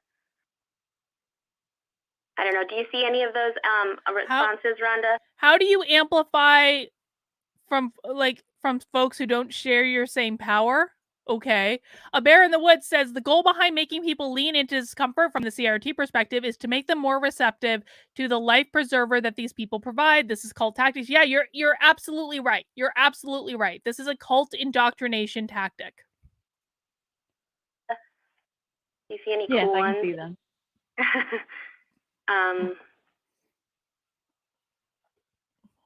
Yeah, using work of folks of color in your classrooms, visual imagery. Yeah, these are great. And going along with the visual imagery suggestion, showing students Adam is here! The Krigler Show! Smash that. We mount the like button on my channel. Adam, we may smash it on your channel. We mount it on my channel. Mount that like button, guys. Don't let Adam down. The pictures of the authors. Quick story, going through school, I oftentimes unknowingly assumed that whoever wrote what we were reading was white. Just because that had been my experience. And so I think it's important that as we're pulling from diverse authors and they're sharing their authentic experiences, it's important to show pictures of the authors to kind of challenge maybe some of the norms we may have created. Why would you assume that everything you read in school is white? That sounds pretty racist. Or that students may have been used to let them know there are diverse people contributing to the work that we share in the class. Why am I obsessed with mounting a thumb? Well, you didn't watch the video yesterday that I did talking about why we mount the like button on my channel, and I will mount whatever the hell I want on my own channel. Thank you very much. Sure. Absolutely. Thank you. There's also a need for white people. Oh, sorry, go ahead, Seth. No. Yeah, I think that's so important. You can keep going. Okay. There's a need for white people and people who may benefit from personal plus systemic powers to speak up. And so here's some of the people. Wait. Listen to what you just said. White people and people who benefit from personal or systemic power. So really, it's not just white people. It's anyone that they want to throw into their little bucket, which is an ever-changing and ever-expanding bucket of people who disagree with them. Those are people who benefit from power. And what these people say is that the only reason that someone might be pushing back against this is because you benefit from power and you just don't want to give up your power to other people, which of course is nonsense. The ways that you can practice doing that. If you hear racist remarks, say something. I often hear educators say that they don't want to offend or call out the person who made the offensive comment. And to that, I've been working with them and responding, whose pain are you prioritizing when we don't speak? Is it the offender? Wait, so, okay, now they're trying to encourage people to call out their colleagues or maybe their students on their racism, and they're trying to guilt them into doing it by saying if you don't call people out on their inherent racism, then you're just more interested in preserving your power. Or the offended. And it's important to center the victim or the target of the discrimination and think about the other people who heard the comment, right? You can literally take some personal responsibility and go watch the video I posted yesterday if you want to know why we mount the like button. Right, and how they could benefit from having someone else step into the situation. So again, we need to sit with exactly. So this is like Insidious. They're basically saying that your discomfort doesn't matter when it comes to doing things that we're telling you to do. Your pain, it doesn't matter. You need to lean into that discomfort and call out other people on their inherent racism. Are we prioritizing? The second one is initiate explicit conversations about race and whiteness. Be the starter for those conversations. Hang on. Okay, so they're about to argue that teachers, remember, because this is a teacher training program, they're about to argue that teachers have an obligation to initiate conversations about whiteness. With who? With their students? With their colleagues? With their, who are we initiating the conversation about whiteness with? Also, echo colleagues of color when they publicly voice a concern. Let them know that they were not alone in what they noticed, and really try to communicate that you see them and you hear them, because oftentimes the work falls on colleagues of color to speak up, and they oftentimes feel like they're the only one. Sometimes they've debated for a few minutes before, they even decided to verbalize what the concern or to try to address. Wait. Okay, poll. I have a poll for the chat.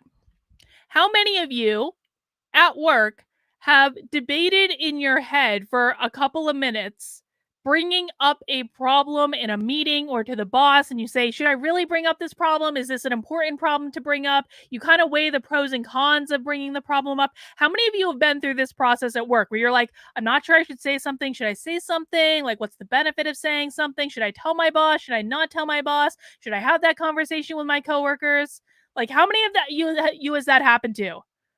I'm going to bet quite a few. I'm starting to see some hands raised. Yup. Guess what?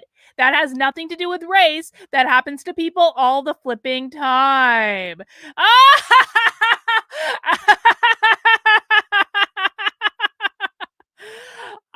No comment, Adam. No comment. Adam, that's so racist. You are obviously fired because you're white. The issue. Plot twist. Adam was fired because he's white.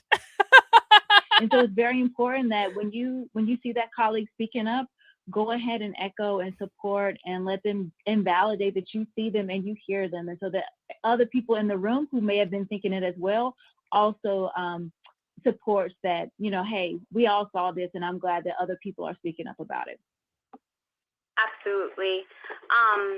Something that has guided my work for a while is the work of Audre Lorde, and if you don't know already, she's a Black lesbian poet. And there's a speech that she gave. The lesbian part is critical to this. She's a Black lesbian poet. Do lesbians even exist anymore in the land of critical theory? I don't even think they do. To the Modern Language Association all the way back in 1977.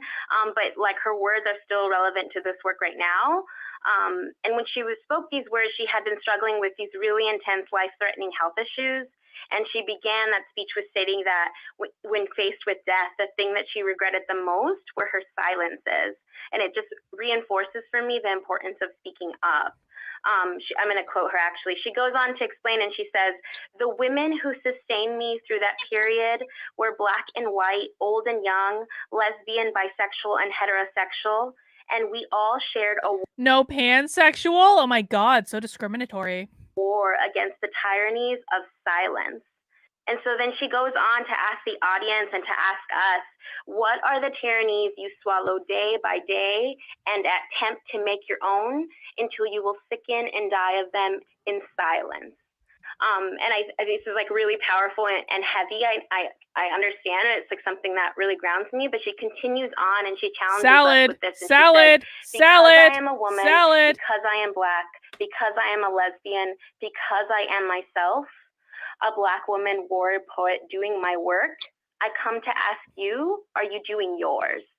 And so I always think about that question, like she's telling me, like she's sharing the work that she is doing and like how am I doing that myself in all of my identities.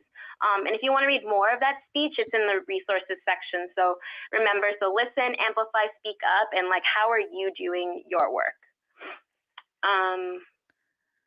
Yeah. That's some salad right there, guys. Consideration. Sorry, yeah, go ahead, Rhonda. I was like, I just had all my feelings about Audre Lorde, but please share.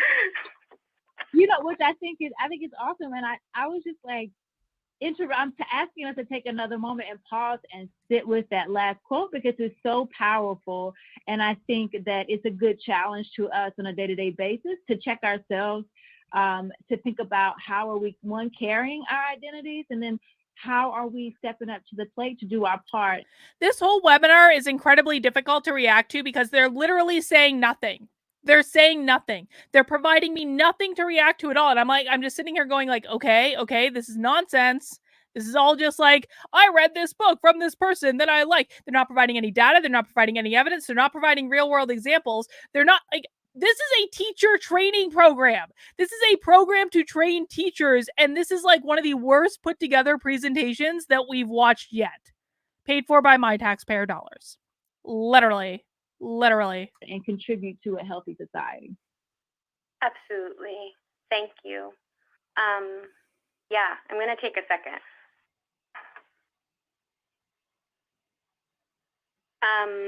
Are we taking a second for thoughtful reflection? Another consideration that we have in this work is educating yourself and your community. So we know that all of this is connected and everything that we do is about race. It doesn't mean that everything you do is racist. It simply means that it's in the groundwater. Wait. Everything we do is about race, but that doesn't mean you're racist. It just means that everything that you do is about race. No, provide evidence. This is what they mean by systemic racism, is that everything is about race. Every single thing, every interaction, every conversation, everything that happens ever is about race. And it's thoroughly untrue.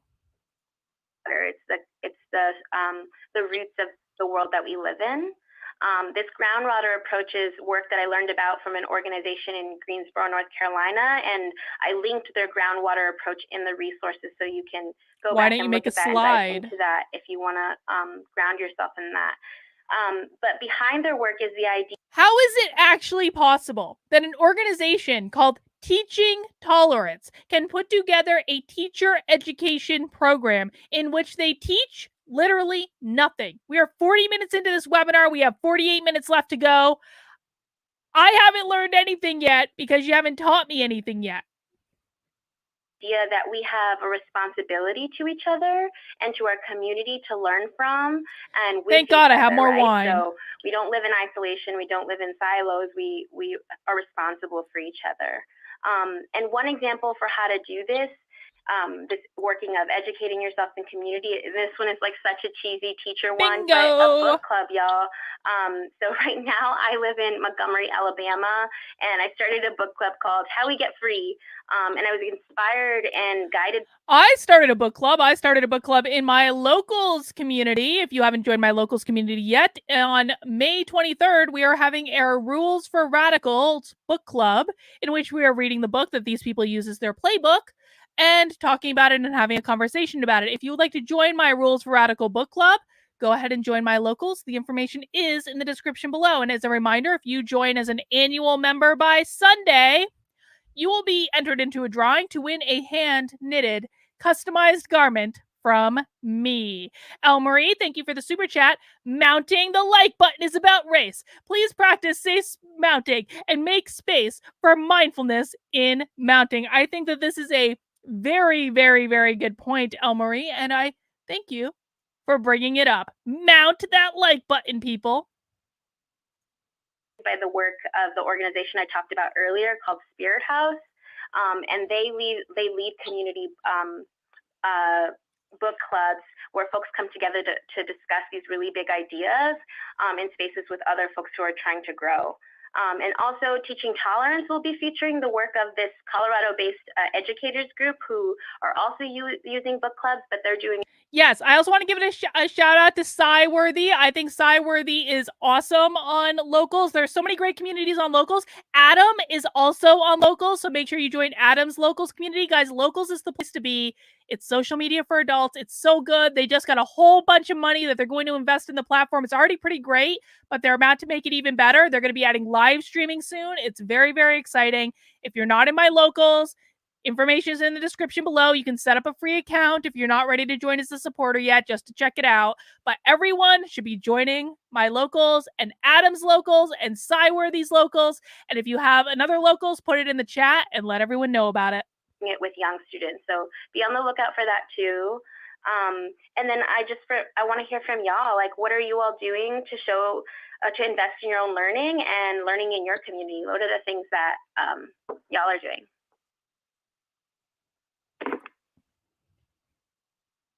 Rhonda, I feel like Rhonda, you're like always trying to like hustle and bring us together. What are some of the things that you do?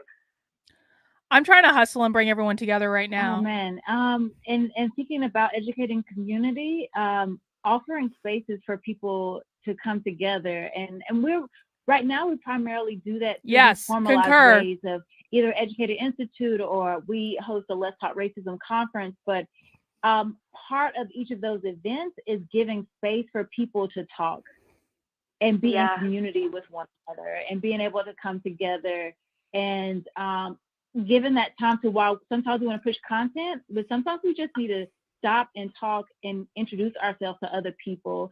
And because the power of relationships, I can't speak enough about that. And I think that really helps us when we're breaking down barriers and building relationships.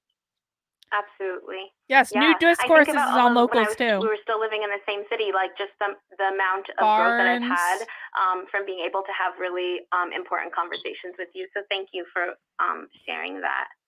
Community love. Thank you, Casper. Community love. Yeah, I see a lot of people sharing really cool stuff. A lot of things based in talking. Yeah, thanks, y'all. So one more consideration. And Rhonda, if you want to take this over, when we're talking about taking risk, the importance of taking risk. Yeah. So when we're thinking about taking risks, we ask students all the time to take risks. Yay! Thank you, Patrice. And some of the ways that we can do that is leading or by committing to doing intentional anti-bias work, making that commitment. We should think about being allies, accomplices, and co-conspirators in doing this work. And for clarity, allyship, as we as an organization define it, and I'm hoping that you all think through and nuance that word, the allyship is not about white people helping people of color. It is about recognizing we all have something to lose or to gain from doing this work together and being committed to doing the work together. Dr. Bettina Love helped me adapt to this understanding, which she describes as being a I really feel like Dr. Bettina Love was mentioned in Benjamin Boyce's Evergreen series, which was just brought up in the chat by Casper when he said community love. It's like, it's all come full circle. I really feel like that. I really feel like that person was mentioned at some point in Benjamin Boyce's series, though. And if you have not watched Benjamin Boyce's full expose on Evergreen, you need to go back and do it because it's really important and it's so relevant. Conspirator. And so I've really appreciated and I've started to shift a little bit from ally to co-conspirator because it shows a little bit more of an investment. Wait.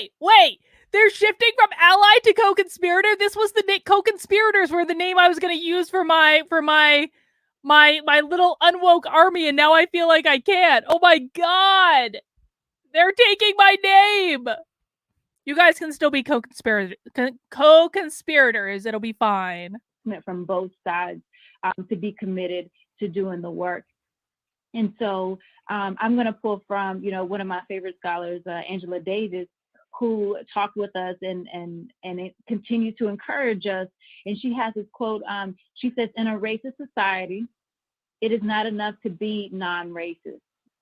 We must be anti-racist. And so to be anti-racist, we have to take risks and we have to push ourselves to do the work of fighting against do the work. Carlin's co-conspirators.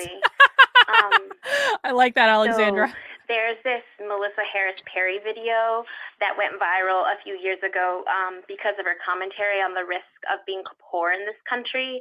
And every so often I will Google that video clip and I'll think about the risk of being poor. Has anyone seen this video that they're talking about? Hang on, I'm Googling that right now. The risk of being poor.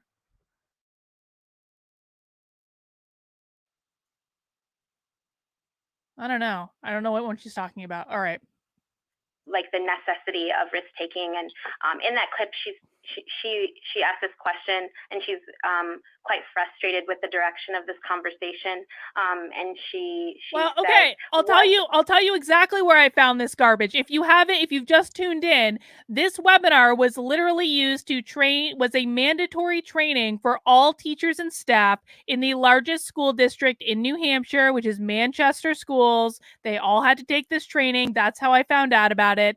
That is why we are watching this today. This is a literal teacher training program that my tax dollars paid for. Maybe not my tax dollars because I don't live in Manchester, but New Hampshire tax dollars paid for this training. Is riskier than living poor in America. And I think about that all the time because folks who are systemically disenfranchised are taking risk every day to survive. And so, like, going back to what you said, Rhonda, as allies and accomplices or co-conspirators, we want to take these strategic, intentional, and thoughtful risks. And so what do those things? Public schools, public elementary schools, high schools, middle schools, public schools. This is not from a college. This was from I think primary and secondary schools. Definitely secondary. Things look like. There's so many examples.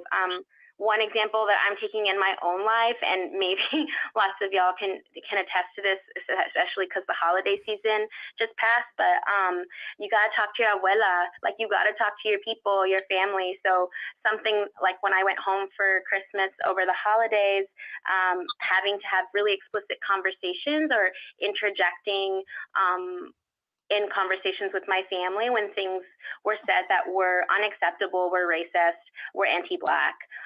And so that's a risk, right? Like we want to be strategic about that risk, and we want to be intentional and thoughtful, but we still got to do it. Is she calling her own family racist on this webinar? I'm pretty sure she just called her own family racist on this webinar. That's nice. Kelly O'Daniel says, how can these people say so much yet not really say anything at all? Falls into that could have been an email category for me. You know what category I think it falls into? I think it falls into the word salad category, and I would like to see a chat full of salad right now. If you are a channel member, you can do premium salad emojis, which is an exploding salad, but there are other salad emojis as well. So talking to my family is a big one, talking to my people. Another risk that folks can take if you are in a position of power, if you're white, if you are able to do this, and this is an example that lots of folks have taken on throughout the country, but the idea of cop watching. Salad, so salad, salad, folks of color in salad. a vulnerable situation, or if you just see folks interacting with police, so just the only good mindful, salad that there maybe is. Staying, maybe recording. You see a lot of that happening. So cop watch is another way to take that risk. Again, being strategic, intentional, and thoughtful about the way that we take that risk. Because you don't want to escalate the situation.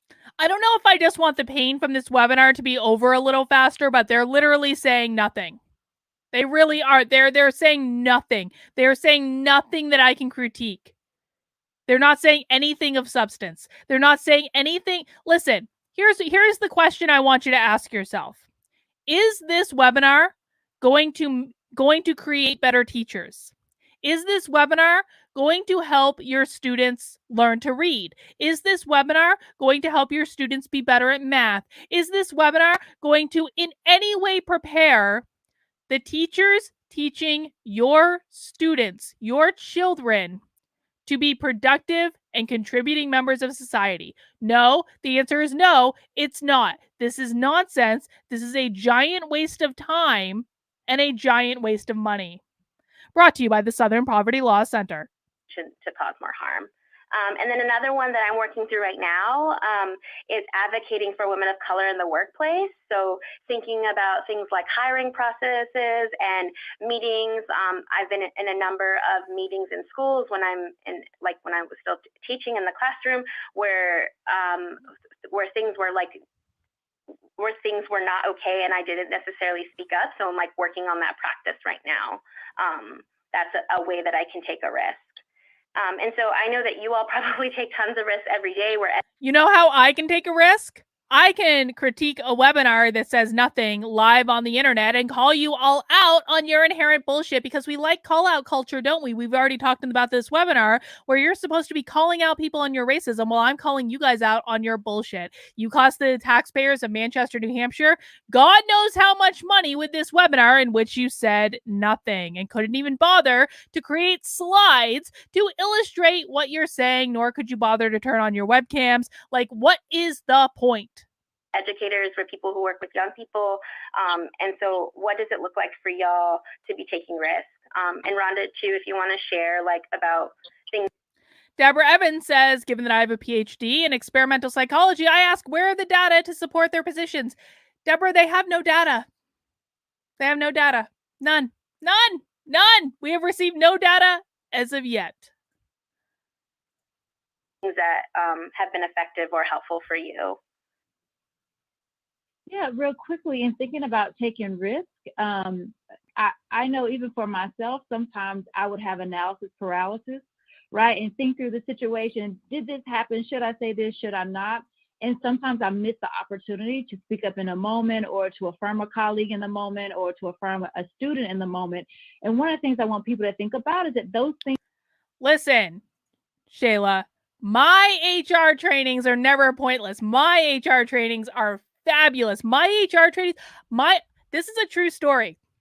I have literally made people cry with how good they got up and they like this training is the best training I've ever been to. I'm not making that up. That literally happened to me one time. I was giving a keynote in Portland, Maine, and a member of the audience got up and actually was at the microphone. It's like, this was the best thing I've ever seen. It was like crying at the microphone. So my HR trainings are awesome. Sadly, I can't really do many of them anymore because of bullshit like this. This right here. Every once in a while, I find a company that actually wants a real HR training, and I'm happy to work with them. But I can't do good HR trainings anymore because of nonsense like this. Why even bother with these people? Every answer you give closes their ears. They don't want to listen to arguments. Well, because we have to know what they're saying is the thing. We have to hear what they're saying. We have to expose what they're saying. We have to expose what utter and complete nonsense all of this is. Things will happen, right? But one of the good things is that we can follow up with folks later and reconcile a situation, come back to a classroom the next day and say, hey, this happened yesterday and I didn't address it in the moment, but I want to address it now.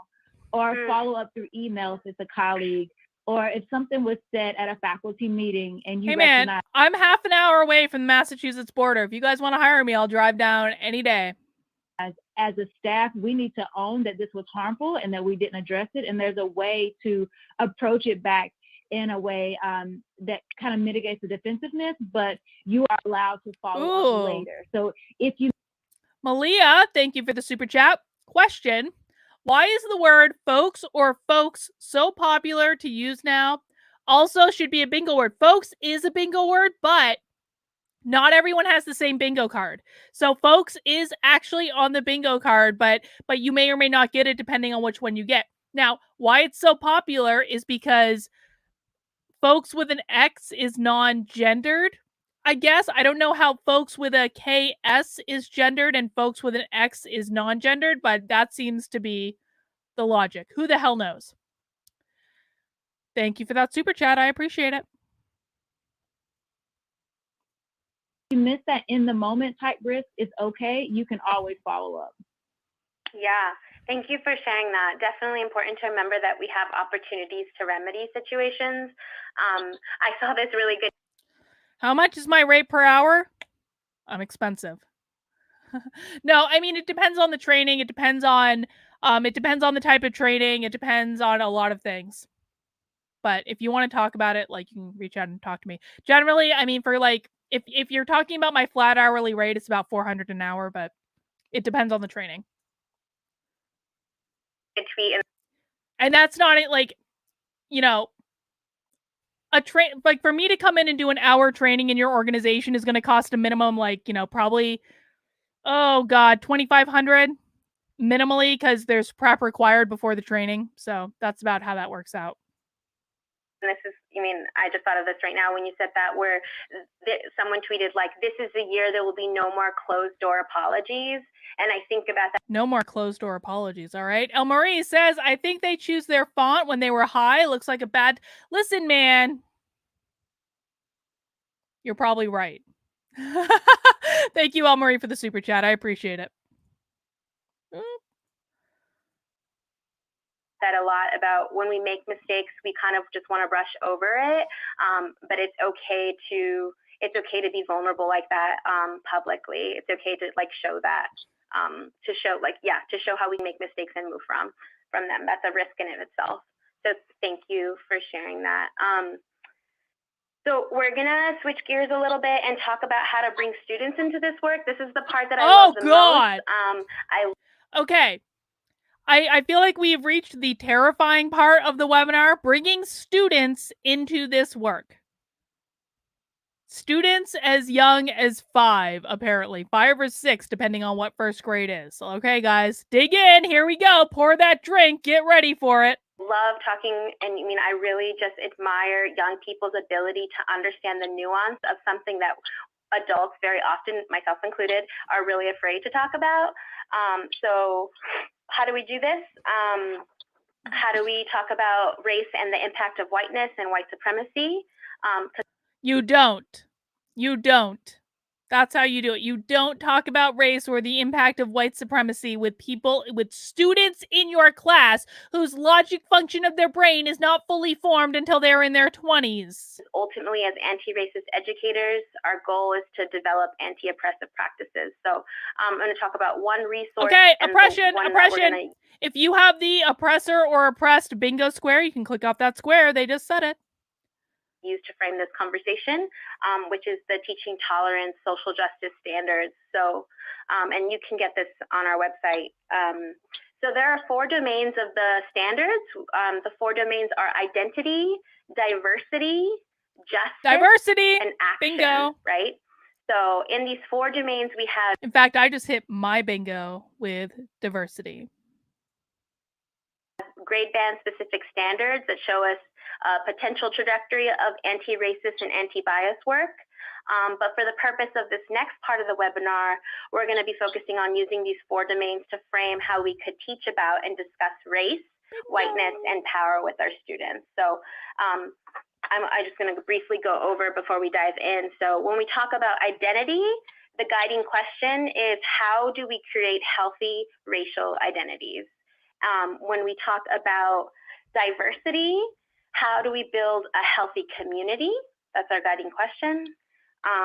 When we consider justice, we need to be thinking, how do we meet our needs? And when we think about equity. Action, how do we keep each other safe? I just wanted to briefly go over how we're going to... Okay, hang on. You have no obligation to keep anyone else safe. Your only obligation is to yourself. Everyone else has the obligation to themselves to keep themselves safe. You have no obligation to anyone else in order to keep them in their freaking safe space. Let's just clear that up right now. Frame this conversation and dive into it. And before that, Rhonda, if you'll go ahead and share about all the work that We Are does, please. Yeah, so one of the arms Bingo for Jill. Congratulations. Is providing anti-racism summer camps for kids in rising 1st through 5th grade. Did you guys just hear that? This lady is talking about anti-racism summer camp for children in the 1st to 5th grade. Anti-racism summer camp for people 6 years old to 10. Let's talk about their actual ages. 6 to 10 years old. Anti-racist summer camp. That's going to scar those children for life. Let's just keep that in mind. We particularly targeted anytime students are under the age of 8 years old, those are particularly formative years. Anything you teach a child before they turn 8 years old is really cemented in their brain and is extremely hard to undo. Extremely hard. This age group, because we believe that anti-racism work must begin early on. Racial identities. Anti-racism work must begin early on. What they teach people is that children start to become racist around 3 years old. 3. Form early on, and we talk about inferiority and superiority begin in the womb. And so ideas about how you fit into this society begin. No, we're not halfway. We're not halfway. We have only about half an hour left. We're good.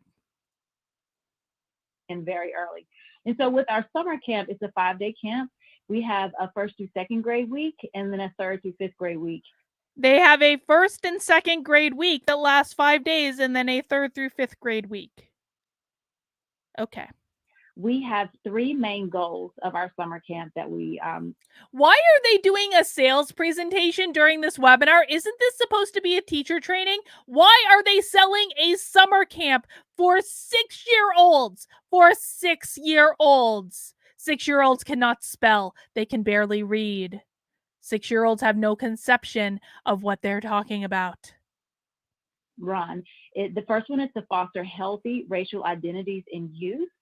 And so when we think about healthy versus positive, which was one of the words we played around with, having a positive racial identity and trying to communicate that with white children can be a little tricky. And so we thought healthy racial identities was much better way to communicate what we wanted to do. We build a historical understanding of race and racism, and we equip families with tools and resources which extend anti-racist practices in the home and community. And so as a team, so it's not just me doing this work, we have a team of people who co-create our curriculum together. And so we use a literacy-based approach. And by that, I mean that we choose books that are age appropriate. A literacy-based approach? You're talking about 6-year-olds. 6-year-olds can barely read. Can we just, what were some of the books that you were reading at 6 years old? Can we just like have a little like, story time in the chat? What were you reading at 6 years old? A literacy-based approach for anti-racism. That help children think about race, racism, skin color, and activism in very concrete and specific. They're having children think about activism. 6-year-olds thinking about activism. This is an indoctrination camp for little activists. Yeah, people are saying they read Dr. Seuss at 6 years old. Not anymore. Specific ways. And whatever book that we use during the day, we send our activities around it to help kind of reinforce the concept. And then we give a copy of that book to each child so that by the end of the week, every child has a home library of 5 to 6 books that center characters of color. The majority of the text, not all, are culturally authentic.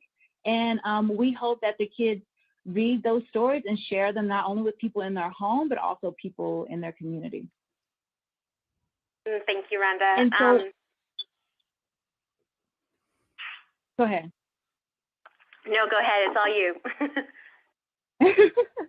And so we were thinking about, how do you develop healthy racial identities? And Steph, is that something that you thought of? Oh my God. You're right. They did spell develop. I was so distracted by the fact that they're talking about teaching 6-year-olds to be activists that I didn't even notice that you are 100% correct, Michael. They did not spell develop correctly in the slide. I am so glad that my taxes paid for this presentation. About some of the work that you do. They're talking about literacy and they did...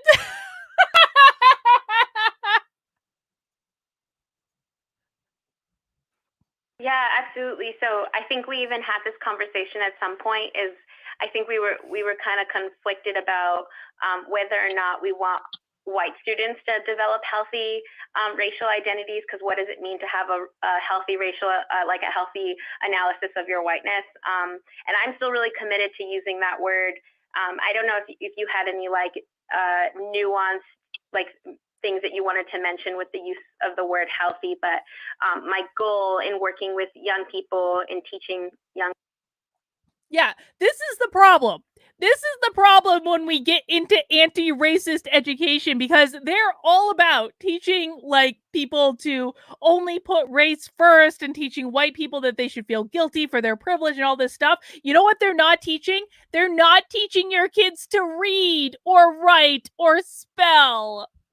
And I say that as someone who has always been a horrible speller. I make typos every single day. I make stupid typos like this all the time.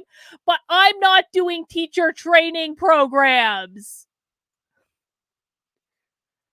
People is that when we have a healthy racial identity, we have a sense of who we are.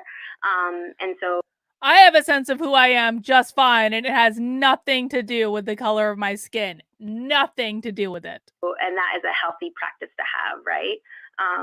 So yeah, I don't know if you wanted to share any pieces about just our choice of the word healthy. Yeah, and for one, healthy is an accessible term to young kids. And so we use that with the elementary age students, and they understand it and they get it. So that was one of Elle-Marie, I don't know who you are, but I adore you already, and I am so glad you're here, and you're hilarious. And I just want to add that. The reasons why we chose that.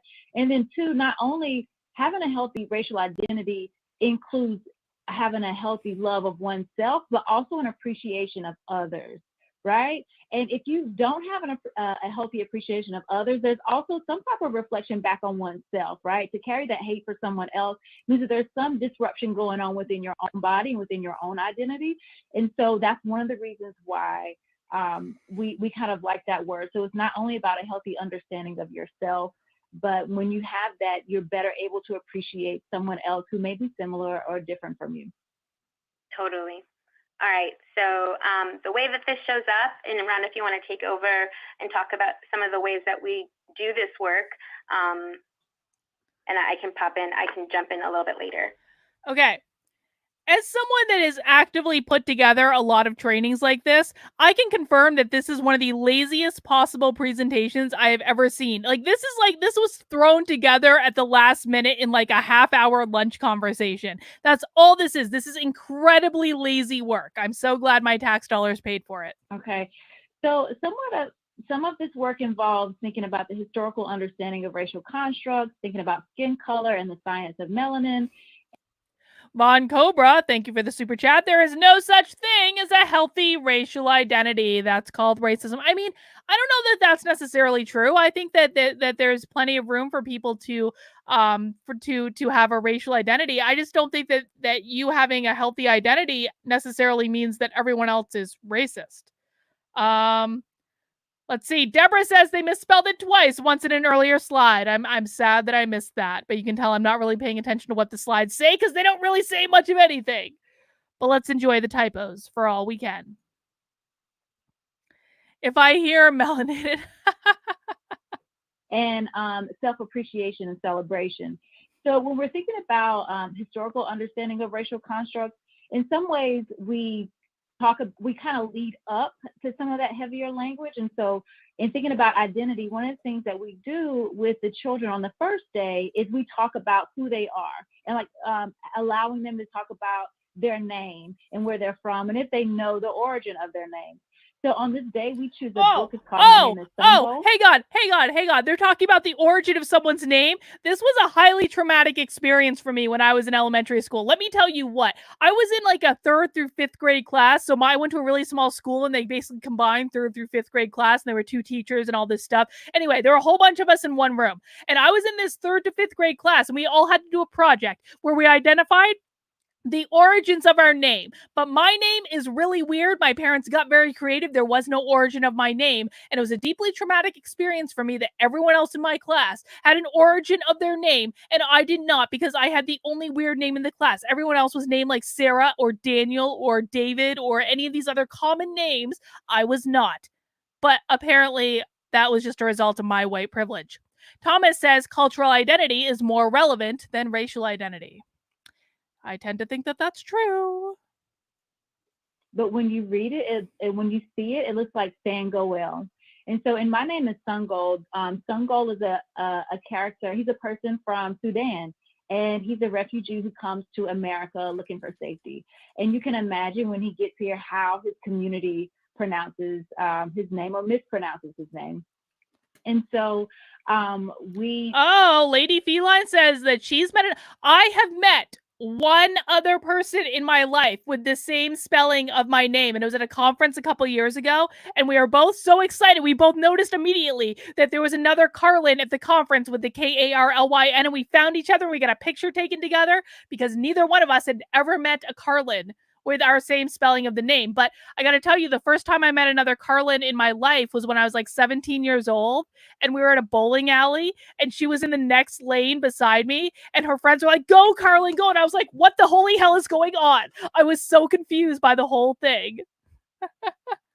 My name was either going to be Carlin or Clarice. And I have to say, I'm pretty glad my parents went with Carlin because Clarice then became like a Silence of the Lambs type thing, and it was kind of creepy. So I'll prefer that of the 2 options of which I was given. We really emphasize with children on that first day the importance of names.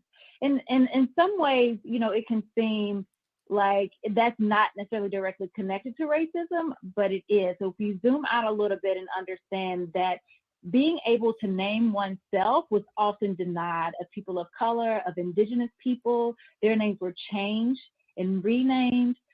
given shorter names, names that some people often say are easier to pronounce. And so one of the things that we did with kids on that first day is using the book in the context of Our Name is Sungo. He teaches people how to say his name correctly. So he comes to school one day and he makes it wearing a t-shirt. No one knows how to say my name correctly. My name is mispronounced every day of my life, but I still have white privilege, so apparently that's okay. He draws a sun and then a soccer goal, and it is very concrete and explicit way. And so we help the kids learn that they too can teach folks how to say their names, and it's okay to do that. And they come up with mnemonics to teach people. Something else that we do with them is we have them role play so that they can be prepared when it does happen to them, right? So we're trying to arm them. Are they saying that only Black people have problems with people mispronouncing their names? Because my name is literally mispronounced every single day of my life. And it kind of sucks, I'm not going to lie, but you learn to deal with it. You learn to process. You learn to ignore it when it doesn't matter and correct it when it does. Are they honestly saying that white people don't have this problem, that it all has to do with race? Against this type of racism. And so in one of the role plays that we do, we have one of the partners mispronounces the other person's name. One of the partners calls him something else. And so we have the students to say, for example, my name is Rhonda, and that's what you should call me. Another example that is Rhonda a hard name to pronounce? We have is, oftentimes kids, when we see a name that's hard for us to pronounce, we then project that onto the child. And so we'll say, your name is hard to pronounce. I'm just going to call you, and we make up something to call a child to ease our. No one does that. Who does that? What teacher? Wait, because remember, this is a teacher education program. What teacher says, child, 6-year-old, your name is just too hard to pronounce, so I'm going to make something up? What teacher does that? They made that up. I have no idea how to pronounce your name, dude. So good timing. Is preferring to read books from the Western canon racist? Yes. It shouldn't be, because it's practical to learn the ideas of your own society. I don't think that matters anymore, Giorgio. I'm gonna guess Giorgio. I don't know. Giorgio is my best guess on how to pronounce your name. I gave it the old college try. Our discomfort with not being able to say the name, and so we role play that where one of the partners mispronounces the name and says, "I'm going to call you." And we've taught the kids to say, "Actually, my name isn't hard to pronounce. It's hard for you to pronounce, and I will help you say it correctly." So, that seems really argumentative. Actually, my name isn't hard to pronounce. It may be just hard to pronounce for you, and I will fix this. That sounds extremely argumentative. Just say, my name is X, Y, B, and Z. My name is Carlin. Carlin. Like George Carlin, but not everyone knows who George Carlin is anymore, so that became a bad example. But it's not that hard. It is not that hard. You don't have to say, my name might be hard to pronounce for you, but I'm going to teach you the correct way. So in doing that, there's a shift in the deficit. The deficit is now on the person who can't pronounce the name and not on the person, their family, their culture, because honestly, their name isn't hard to pronounce. Their mom can say it, dad can say it, aunts and uncles can say it. The name is hard for us to pronounce, and we have to own that. And so we're arming kids with language to be able to respond in a way that's healthy, that firms their identity. You're teaching children to be argumentative. My God. And, not necessarily to put the other person down, but to make sure they understand, this is my name and this is what you should call me. Because that has roots in. M169 says, my uncle's teacher did that.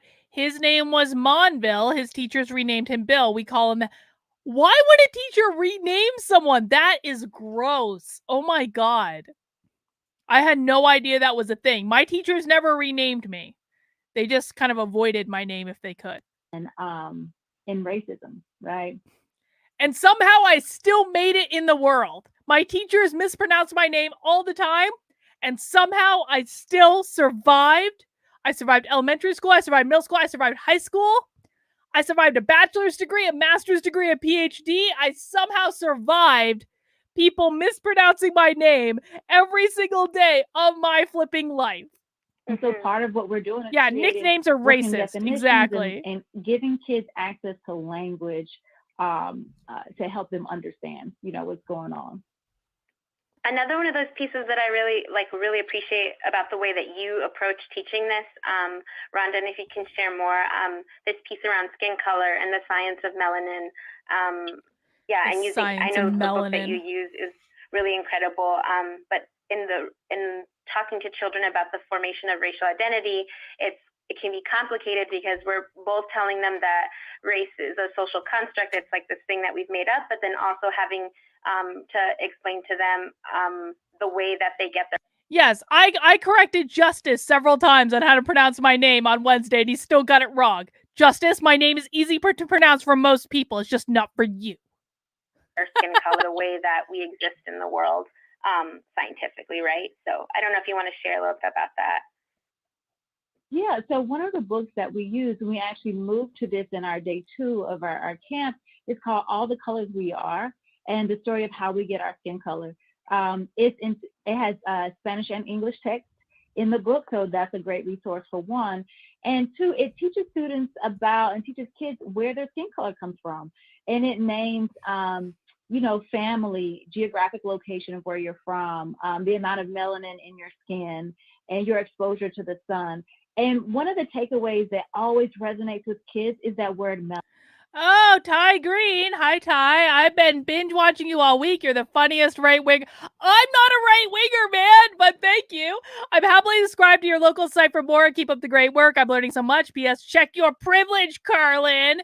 Thank you, Ty. Definitely make sure, guys, if you subscribe to my locals, definitely make sure you sign up for our community Zoom calls. We do community Zoom calls on Tuesdays at 6 p.m. Eastern and on Thursdays at noon Eastern time. And we have our book club coming up in a couple weeks. But if you sign up for locals, you want to make sure to come to our community Zooms because our community Zooms are the best. So, Ty, welcome to my locals. We're so glad you're there and looking forward to getting to know you.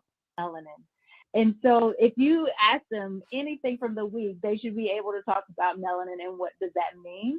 And so teaching them that some people's melanin is more active than others. People with darker skin, their melanin is more active, right? Then, and particularly Black people have very active melanin, hashtag melanin popping.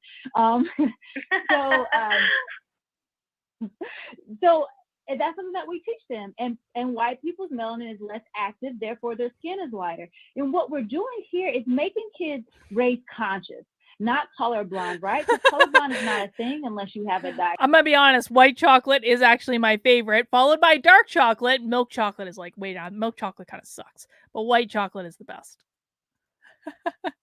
Diagnosis. And so we want kids to be race conscious, and what we're doing is separating and trying to disassociate these negative understandings associated with skin color versus this is the result of the amount of melanin in a person's skin, right? Not trying to, and that's not a colorblind thing either, but just trying to help them to disassociate some of those negative stereotypes that people give in relation to darker skin. It's like, no, this is actually something that we can talk about, and they have the language to explain. Yes. Yes, they do. They're talking right now about a summer camp for 6-year-olds in which they teach them all about race. Yes, they do. Exactly, Lisa. My melanin is more active than yours, and therefore my skin is darker, right? Or my melanin is less active, and therefore my skin is lighter. And that, I mean, honestly, like in a normal society, I would have absolutely no problem with them teaching kids that, if you have darker skin, your melanin is more active. If you have a lighter skin, it's less active. I would actually have no problem with them teaching that in a normal world, except then they keep going and they take it too far because that base example is exactly correct. Like, that's why we have different skin tones, and there's nothing wrong with that. But then they take it and they say that your identity is built around how active your melanin is, and that's when it starts to become a problem. When you are defined by how active your melanin is, that is when you have a problem. Von Cobra, the super chat champion today, says, Carlin, you have to accept your right wing now. After all, centrists are ready to be anti-racist, but aren't actively anti-racist, dude. I accept nothing. I just want everyone to leave me alone, and I just want to not live in a dystopian society anymore. I wake up every single day thinking, what kind of dystopian nightmare is this? That's all I want, is to not, I just don't want to live in a dystopian society. That's all I want. Is it too much to ask to not live in a dystopian society? That book, in a very concrete and beautiful way, the imagery is amazing. The way the author describes it makes it very concrete for kids. And it's a staple that we use every summer, and I highly recommend it. Totally. And this last piece around identity, so Rhonda talks about how we teach children to like really have explicit conversations about their skin color, and then moving that conversation into a place of self-appreciation and celebration. So we're not trying to get kids to be colorblind. We want them to be fully aware of what the body that they live in, right? So one of the activities that we do, right, fragility. Yes. I guess that does make me far right. You're right. I'm an alt-right lunatic because I just want to be left alone. I've done in a classroom before is creating skin color swatches. And so having the art teacher come in. Oh, okay. I mounted that like button and I liked it. Have you mounted that like button yet? Let's get our mount to the like button emoji out in the chat. If you are a channel member, mount that like button. And Scalliano the first. Bingo! Bingo, bingo, bingo, bingo, bingo. And do a lesson with my students about the way that pigment works in paint and creating colors. And so we did an activity where my students were able to combine different kinds of colors to create a new color that matched their own skin color. Oh, thank God. Thank God. Deb is back. All my students had an opportunity to name that color for themselves. So taking ownership of their skin color. Deb, you don't know what chaos has ensued since you've been gone. We are now on skin color swatches. Congratulations. This is why I am more drunk than when you left. And being able to celebrate and honor it in the way that they want to. And then the other thing with self-appreciation and celebration of our identities, remembering that as educators, we have the power to talk more about than just the struggles and the oppression and victories despite oppression. And so I know that my first instinct when I was a first year teacher, I was like, I'm gonna buy all the social justice books. So like I bought like every Martin Luther King book ever, and I just like talked nonstop. Oh wait, social justice is a bingo square. If you haven't gotten social justice yet, hit that bingo square. We're still playing bingo. If you just got here, I guess there's still time to catch up. We have about 20-25 minutes left in this webinar. Get your bingo card down below. We do Unwoke Bingo every Friday at 3 p.m. Rights movement. It's all I cared about teaching for a really long time. And I had to remind myself, and this is through the work of like having other primarily Black women educators teach me, that it's not that we don't just need to be focusing on the oppression of Black people and people of color, that like children should have an opportunity and a chance to appreciate themselves outside of those struggles. Like those things are important, but it's not their exclusive experience. And I will shout out this book that I really, really love that I linked in the resources. It's called Green Pants. So if you want a book that's like about a Black child, this one is about a Black boy who really loves green pants. It's so good. And he is asked to not wear his green pants to a wedding, but he's like, I have to. This is like part of who I am. And it's really, really sweet. And it's just such a rarity. Like if you can think of books, please put them in the group chat, because it is such a rarity to like find books with kids of color, specifically Black boys, that are not about struggle and oppression. Like it's really challenging. Well, okay, but isn't that sad? Isn't that sad? Isn't it sad that it is an exception to have just a story about a Black boy that likes to wear green pants? Like, I'm in favor of this book, man, but like, isn't it sad that the only children's books that they have available are all about struggle and oppression? Guess what? If you want to write about Black children or Latino children or Native, like, now is your time, man. But you don't have to write stories about how they're oppressed. You can write stories about how they really love their green pants. I actually think that's lovely, honestly. Like, it's okay for books to be written with these types of protagonists, right? That's totally fine. The problem actually comes when every single book for Black children is about being oppressed and not about a good story. Give me a good story every single day. So if you want to check that book out, please do that. So that's we're going to move on. So this next question, that when we're talking about diversity, we have to think about this question: how do we build a healthy community? So yeah, how do we do this work? So, and thinking about, and when we do this in our camp, and so I'm talking about this because this is how we do this explicitly, right? We ask our children, what does a healthy community have? And we allow them to name. These children are not old enough to know what a healthy community is. We also talk about what does our community need, right? And we allow kids to... Okay, I'm just going to do a pause and say we've been going for 2.5 hours. How the fuck have I been watching an 88-minute presentation for 2.5 hours? Ugh, we need to wrap this up. Together, collaborate. I'm way too drunk for this already. And have these discussions. On this day, when we're having these discussions, we also talk about systems. So yes, we talk about systemic racism with kids, and we name a few systems such as school systems, legal systems, and police systems. And we ask them, how do these systems contribute to a healthy community, right? Because they do in some ways. And then how do these systems contribute to an unhealthy community?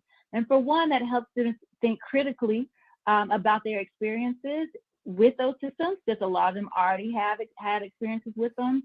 And it helps students to also validate that sometimes these systems that are supposed to help us also cause us harm. And that's a way for us to bring in different social movements that are happening right now, such as the fight for access to clean water, No DAPL, Black Lives Matter movements, anti-immigration movements, just talking about how systems, because these are laws and policies that could be contributing to an unhealthy community. And so as adults, we need to ask ourselves these questions as well so that we can offer guidance. What does any of this have to do with teacher training? This was literally used as a teacher training webinar from an organization called Teaching Tolerance. What does any of this have to do with teacher training? I just don't know. Deb says, Google Cartman Drama Triangle. That's what CRT is, and it's dysfunctional. Thank you, Deb. I will Google that right now. Oh, start the recording again first. Steph, you earlier mentioned Spirit House, which is a Black women-led organization in Durham, North Carolina, and they lead an exercise where participants close their eyes and imagine what comes to mind when you think of safety. These are practices that we should be doing as adults too, so that we can reimagine and create the healthy community. Thank you, Keon, for becoming a new member and getting access to those awesome custom emojis. Thank you, thank you. Communities that we want to see. And so we have to ask that of ourselves as well. Absolutely. Thank you, Rhonda. And just to note on the same thing around these two questions, that y'all are already doing it. Like, I just want to emphasize that. Like, think about morning meetings, thinking about read aloud.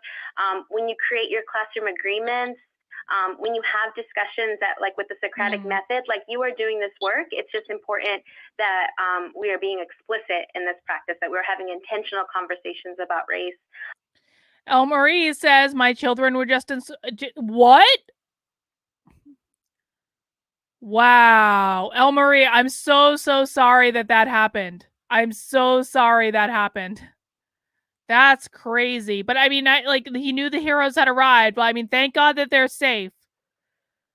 Deb has joined the channel. Thank you for becoming a channel member, Deb Philman. And guys, if you are not subscribed to Deb's channel, the reason we learn, you need to go subscribe to Deb's channel because it's awesome. And I learn something new from her all the time.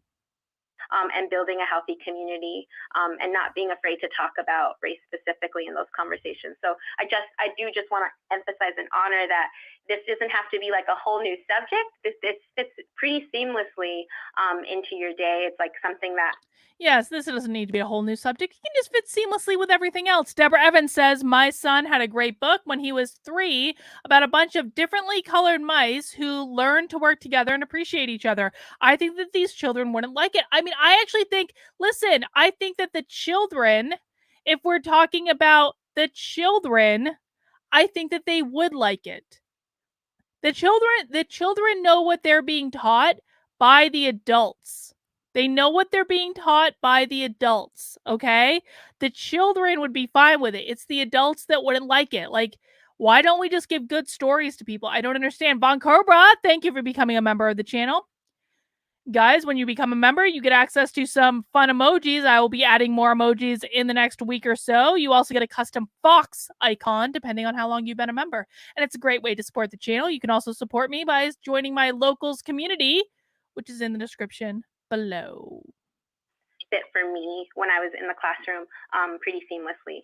All right, so moving forward, this question that Rhonda brought up, like when we think about safety, so then under this domain of justice, how do we meet our needs? Like how do we teach kids about how we meet You're our gonna needs love as it, a Robert. community? I think for one, again, so much of this work are things that we already do. And the bulk of social emotional learning in the early grades, particularly, are about how we create a classroom community that is respectful and caring. And when we ask that question about how do we meet our needs, that's where culturally relevant teaching comes in, right? And culturally responsive teaching, because there isn't one way to meet the needs of all of us and then all of the people who are listening abroad. You have to have close connections with your classroom parents, and just really posing that question to them. Think about what are the needs, and then how can they be met? And so that's one of the spaces where you have to kind of hammer into your local context and pose that question, even among your staff. Like, what are our needs as educators trying to provide for students? And then, trying to hear those voices. So for us and our camp, this is a question that we pose to our kids, helping them think about, what are their needs? In a lot of ways, they're young kids, they don't know. Some of their needs may not be related to the anti-racism and the justice movement, but it's good just to give them. Oh, you don't say that some of the needs of your children might not be related to the anti-racism and social justice movement? I am shocked at this revelation. That space to even have those thoughts and to sit with, and then throw out examples for kids to think through. Also, it's helpful, we share narratives, and I'll talk about that a little in a few minutes in more detail, but sharing narratives of people in your community about how a system helped them or harmed them is a way to. Dumb question. Why do they assume that community all means the people of the same race? Am I getting that impression? Like, why do they assume that a community means just people of the same race? Can't people be in a community and be of different races? To help students think even beyond themselves about what are the needs in our local context. And then just listening to them definitely is one of the ways so that we can get ideas about what are the exact needs in our community. Absolutely. So just reframing exactly what you just said, just restating it. But so that question of like, how do we meet our needs is really just a question of like how we create a culture of care and how we create a culture of respect. And I think when I've asked kids, when we're doing things like, one example to do this work is like creating class agreements.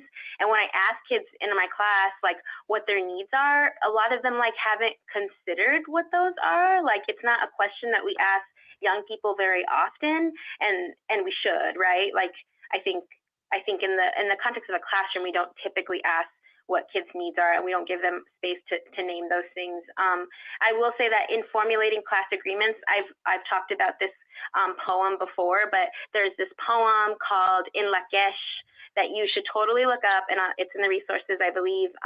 But the concept behind that poem, I usually try to build into my classroom agreements, and I do it with kids, but the direct quote is like, "Tú eres mi otro yo," and which just translates to "you are my other me." So having kids understand that they are connected in this community. So how do we care and yeah, Deb, who is an actual teacher, says, when do they teach skills? Hey, on OMG, they make teaching sound like therapy. That's what these people think teaching is. I swear to God, this is all about feelings, but it's not even about feelings that the kids are having. It's about feelings that the teachers are having that they then project onto the children.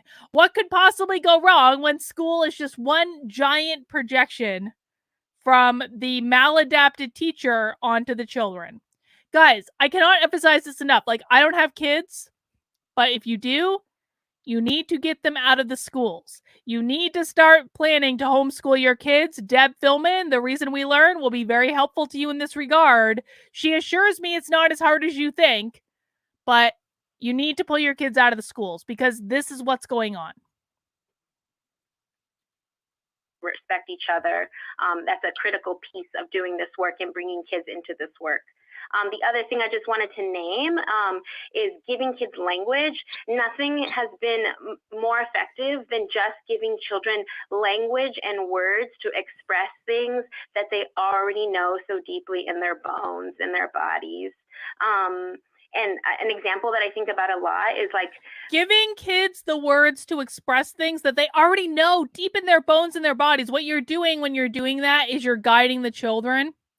You're basically like, it's like a leading question. If you were being questioned by like a lawyer in a trial, it's like a leading question. That's basically what they're advising you to do. They say, give the children the words. Well, while you're doing that, you're leading them in a certain direction that is probably not the truth. It's probably just a projection of what you're feeling.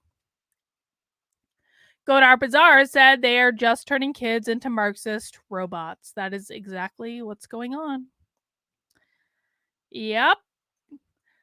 Justice says the whole experience for Carlin went from walkaway to libertarian homeschool advocate in a single year. Yeah, that's absolutely true. That is absolute. I was never in favor of homeschooling before this year. Never. Now I'm like all about it. Like, if I have a kid, they're never going to public schools. Ever. Never, ever. When I went to college, my very first like semester, and I took like a feminist class, I remember just being like inundated with so many words that I was like, whoa, like this just explains my like entire lived experience. This tells me so much about my family's lived experience. And I had no way of describing it. If you are exposed to words in college that talk about your entire lived experience, that's a problem. Before, and so as educators, we have responsibility to giving young people that language. Like, they need the words to talk about the things that they are feeling and experiencing. Oh my God. And then teaching tolerance has what she just said, we need to give the kiddos the words to talk about what they're experiencing and feeling. That's what she just said. That's indoctrination, people. That's indoctrination. A Let's Talk guide if you're like really stumped about how to give kids language. M169 says, I pulled my autistic son and I have no regrets. I wasn't going to allow them to twist his very open heart into a racist. Yeah, dude, it's the best thing. It really, really is. I feel like a strict Victorian era boarding school teacher would be a better teacher than these people. That's probably very true. Probably true. And how to talk about it. We have a resource called Let's Talk. So dive into that if you're like, yes, I need to give my kiddos language. I need to give them words. Yeah. Thank you for sharing that, Steph. And the Let's Talk guide is very beneficial. Like, I've used that in our work and some of the other resources from Teaching Tolerance to help us further these conversations. One of the things that we do in our camp is, if I hear lived experience again, I'm going to scream. Listen, like, there is qualitative research that's done based on lived experience that's actually like good and helpful, but these people are not doing that. These people are bastardizing a research methodology that I spent years learning, and I'm pretty pissed at them for it. Is we emphasize creating safe spaces. All the things that you mentioned. Safe space, bingo word, safe space. I just got the safe space bingo word. I've been waiting for that one all webinar. Steph, we kind of make sure that we emphasize and are intentional about them. Something else that we do is we caucus. And by caucus, I mean that we separate children based on racial identity. And so what? They caucus in which they separate children based on race. That's called segregation. That's not called caucusing. That's called when you separate people based on their race. That's called segregation. I know binaries are not perfect, and this one, can be problematic, and it can be hit or miss in some situations. We have kids go into spaces where kids who identify as white and kids who identify as people of color, right? And people of color is such a broad group, and it's a broad group. It encompasses a lot of different nuance, right? And we're not a monolith as people of color, and so it's not a perfect way of creating these spaces along lines where people may have had similar racialized experiences. It also complicates having this type of caucusing when you have kids who are multiracial. And it comes down like you think that segregation gets more complicated when you have students that's multiracial? Okay, I am shocked. Finally a bingo. Congratulations. And kids choose. In certain situations, we check in with kids. We tell them about the activity. We tell them the purpose of it. We ask them if they would like to be in a group with kids who are also multiracial. Or which group would they like to identify where they feel most comfortable? We give them the option that if they're in one of these caucuses and it doesn't feel right, to let us know, and we can. Deborah Evans says, I started homeschooling my kids in 1998. I'm sure glad I did. Yep. Can definitely create an alternative space that feels more comfortable for them. But one of the pros to caucusing is segregation. Caucusing equals segregation. Let's just keep that in mind. Creating spaces where kids who may have similar experiences along racialized lines can be in a safe space to talk about them, or to process a text that involves race or racism in a way where there's more people in that room who've also been the target of this type of racialized discrimination. And so in that way, for one, it's good for white children to be in a white caucus, to sit with, ask questions, to fumble through, to talk about guilt, because we have seen that present in kids as young as first grade. It is good for white children to be segregated into a place where they can talk about their white guilt. That's what she just said. She just said it is good for children to be segregated so that the white children have a safe space to talk about their white guilt. And verbalize that idea of guilt and learning about racism and how people who look like them are connected to, causing harm and being racist, and having a safe space. See, the crazy shit happened at the end of the webinar. I knew this was going to happen. They did all the nonsense stuff at the beginning, and now we're in like the meat of it right here. We're in the crazy, we need to segregate children to talk about their white guilt phase of the webinar. For them, but also for the kids of color who have been the targets of racial discrimination, right? It's just not safe for those children of color who have been the targets of racial discrimination, which we just assume they've been the target of racial discrimination, whether or not they have actually been or not. We're just going to assume it. It's good for the children to be segregated into their spaces for that purpose. And so we create these spaces for folks to share those stories. And so this also can be replicated in schools. It has to be very thoughtful and intentional and well planned out. But it is a way. Oh yeah, this can be segregation can be replicated in schools. What could possibly go wrong? Thank you, Manchester, New Hampshire School District, for bringing this teacher training program to your teachers and your staff. Cindy Chastain says, I was so glad my kids were out of school before they took over, but now they have to deal with this in the military. Yeah, I mean, the military is totally woke now. I'm really sorry. Military is completely woke. To create that community of care. Totally. And I will just note that, and we both are acknowledging that, like, it's different in the summer camp context than in the classroom, and how you approach that work. Well, I'm glad they acknowledge will that. differ, and obviously, like, getting families on board for something as specific as racial caucusing or caucusing amongst, like, in groups based off of race. It isn't something you necessarily just jump into, but something that you structure really thoughtfully. I want to move us along, and I really appreciate y'all sticking with us. We're down to our last domain, and this domain around Thank action. God. And this question of how do we keep each other safe. So some of the books that have informed my own thinking about this question, books like Push Out, which outlines the way that Black children, Black girls are pushed out of schools because of like systemic practices. What? Black girls are pushed out of schools because of white systemic practices. Oh, really? Tell us more. Another book that lots of us have read at this point, The New Jim Crow. And also just recently, I started reading the young adult version of a book called Just Mercy. So there used to be... Oh, good. There's young adult versions of this, because God knows the adult version of the books teaching segregation and all this crap is bad enough. And now there's young adult versions of these books as well. Fan-fucking-tastic. Only it was a memoir by Brian Stevenson, but now there's a young adult version. So these are the books that sort of have guided and informed my thinking around how we keep each other safe. So I just wanted to share, like, one of the ways that I do this work with children, and this is such a simple practice that was taught to me by this really amazing educator and parent liaison that I worked with in New York City. And she used to ask children who were coming to her with an issue with another student, like if they were coming to complain or say something, usually, like, because we were in elementary school, like someone just tattling, and she would stop them and ask them, and she would be like, are you telling me this to keep them safe or to get them in trouble? And I would just read that.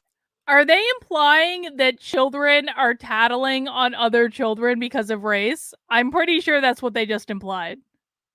That children tattling is because of race. That question one more time. She would say, are you telling me this to keep them safe or to get them in trouble? And sometimes students need to be gotten in trouble when they're doing things that are causing trouble. There is such incredible simplicity in that question, and it invites children and students to reflect on the ways that we care for each other. No, why are you refreshing again? We were just getting... Oh, God damn it. All right, we have to do the thing where I stop share, where it's 77 minutes and 12 seconds. I gotta go refresh the whole goddamn thing again. Andrew B says, mark my words, this will end in gulags. Yeah, probably.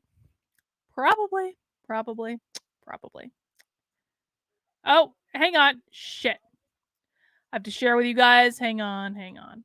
I'm getting drunken inability to share shit properly at this point. Okay. Here we go. We're back. Need this to keep them safe or to get them in trouble. And there is such incredible simplicity in that question, and it invites children and I don't know, dude. to reflect on the ways that we care for each other, and the way that we can work through problems together, right? So she obviously had a trusting relationship, and she was... Dude. Sun King is exactly right. And that should be terrifying for everyone. If you have children, start homeschooling them. You need to pull them out of the schools. This is not a drill, folks. I look at curriculum all day. This is not a drill.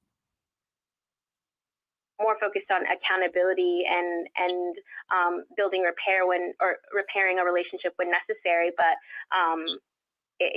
so I use this in my own classroom, and it helped me walk my talk, right? So children were able to hear me and see that my actions matched my own commitments to the classroom agreements that we created. And honestly, it wasn't only a question that I would propose to students, but to myself. So like when I was frustrated with a child and I wanted to like write up a referral, or if I wanted to make a disciplinary phone call home, I'd have to like stop myself, and I'd ask myself, like, are you telling them this to keep them safe or to get them in trouble. So like it was something that I had to do for myself. Like, am I like writing this referral because I'm like really frustrated, or like am I trying to like make repair and like and keep this child safe, right? So it's like this is a strategy, an action that we can take as educators who have so much power over keeping children safe. So kind of like as a mantra, if you want to remember, something that I try to think about a lot is like our children, our students are not disposable. So I tell that to myself all the time when I think about trust and accountability and making repair and keeping each other safe. Children are not disposable. Our children are not disposable. Our children are not disposable. And not only white students or only students of color or Black students, but when we teach about whiteness and about power, and we lean into a practice of building trust and being accountable and making repairs when necessary, then we're able to live out our fullest humanity, right? And Rhonda's going to share about how this looks in the camp, but I just wanted to share that one practice that has been pretty monumental for me in my classroom. So one of the things that I'm so ready for this to be over. If you're ready for this to be over, go ahead and put a salad into the chat for word salad, which is all these people are giving us is word salad. do in the camp and thinking about taking action, we share narratives of young people and young students. Some of these are localized narratives, and then some are of students who are abroad. So for example, we share a story about a student named Brandon. And Brandon, his story actually comes out of Ohio. Dude, And I so don't know how I do this either. Like, I really hope and pray that no organizational training I have ever done has sucked this badly. I really, really do. I hope and pray that I have never done this to people. And I really do worry that I have. I don't think I have, because I think my trainings are pretty good, but these trainings are awful. Every single week, they just get worse and worse and worse and worse and worse. Brandon was young. He got in trouble at school for writing on the bathroom wall. And so it was more than getting in trouble. He was arrested and taken to jail, right? Because he was caught writing with a marker in the bathroom when he was 11 years. Thank you, Melanie. So this shirt is actually a politically homeless shirt that was sent to me by a viewer, and I very much appreciate it. And if you guys want to send me stuff, you can go to drcarlin.com. I have a P.O. box on there that will tell you where to send it. But if you don't want to, that's fine too. But I do appreciate all the gifts that people have sent me. It's awesome. Years old. And so one of the things that we talked about, this would happen when he was at school. And so we asked the kids, like, which system was involved here? And was this system contributing to a healthy community or an unhealthy community? Did this system help him, or did this system harm him? And we had the students talk about it, because and when you're 11 years old and you're writing on the wall in the bathroom, is that something to be arrested over? And I think it's important to name, because we're talking about race, that Brandon was a Latino student. He had come from a Latinx background. And so this is what happened to him. Another narrative that we share actually was something that happened in North Carolina, in Raleigh, and it was a Afro-Latina. She, her name is Selena, and she stood up for a student who was being bullied on the bus, and fought another student. In return for standing up for that student, she was involved in the fight, but she too was arrested and had to go to jail and spent time in jail and could not. I don't care. I'm school. sorry. So I don't care. I don't care. I am so sick of these anecdotal stories that have nothing to do with anything. I consider, don't care. What are alternatives? Did these kids have to be arrested? Do you think that was appropriate, or were there alternatives? And kids came up with alternatives. Oh my God. Alexandra said, based on your personality and reading your book, I'd say you likely never bored people like this. I really hope not, Alexandra. I really hope not. And thank you for reading my book. Indiana Slate says it's not racist to get other students into trouble. Not everything is about safety. Yeah, one would think.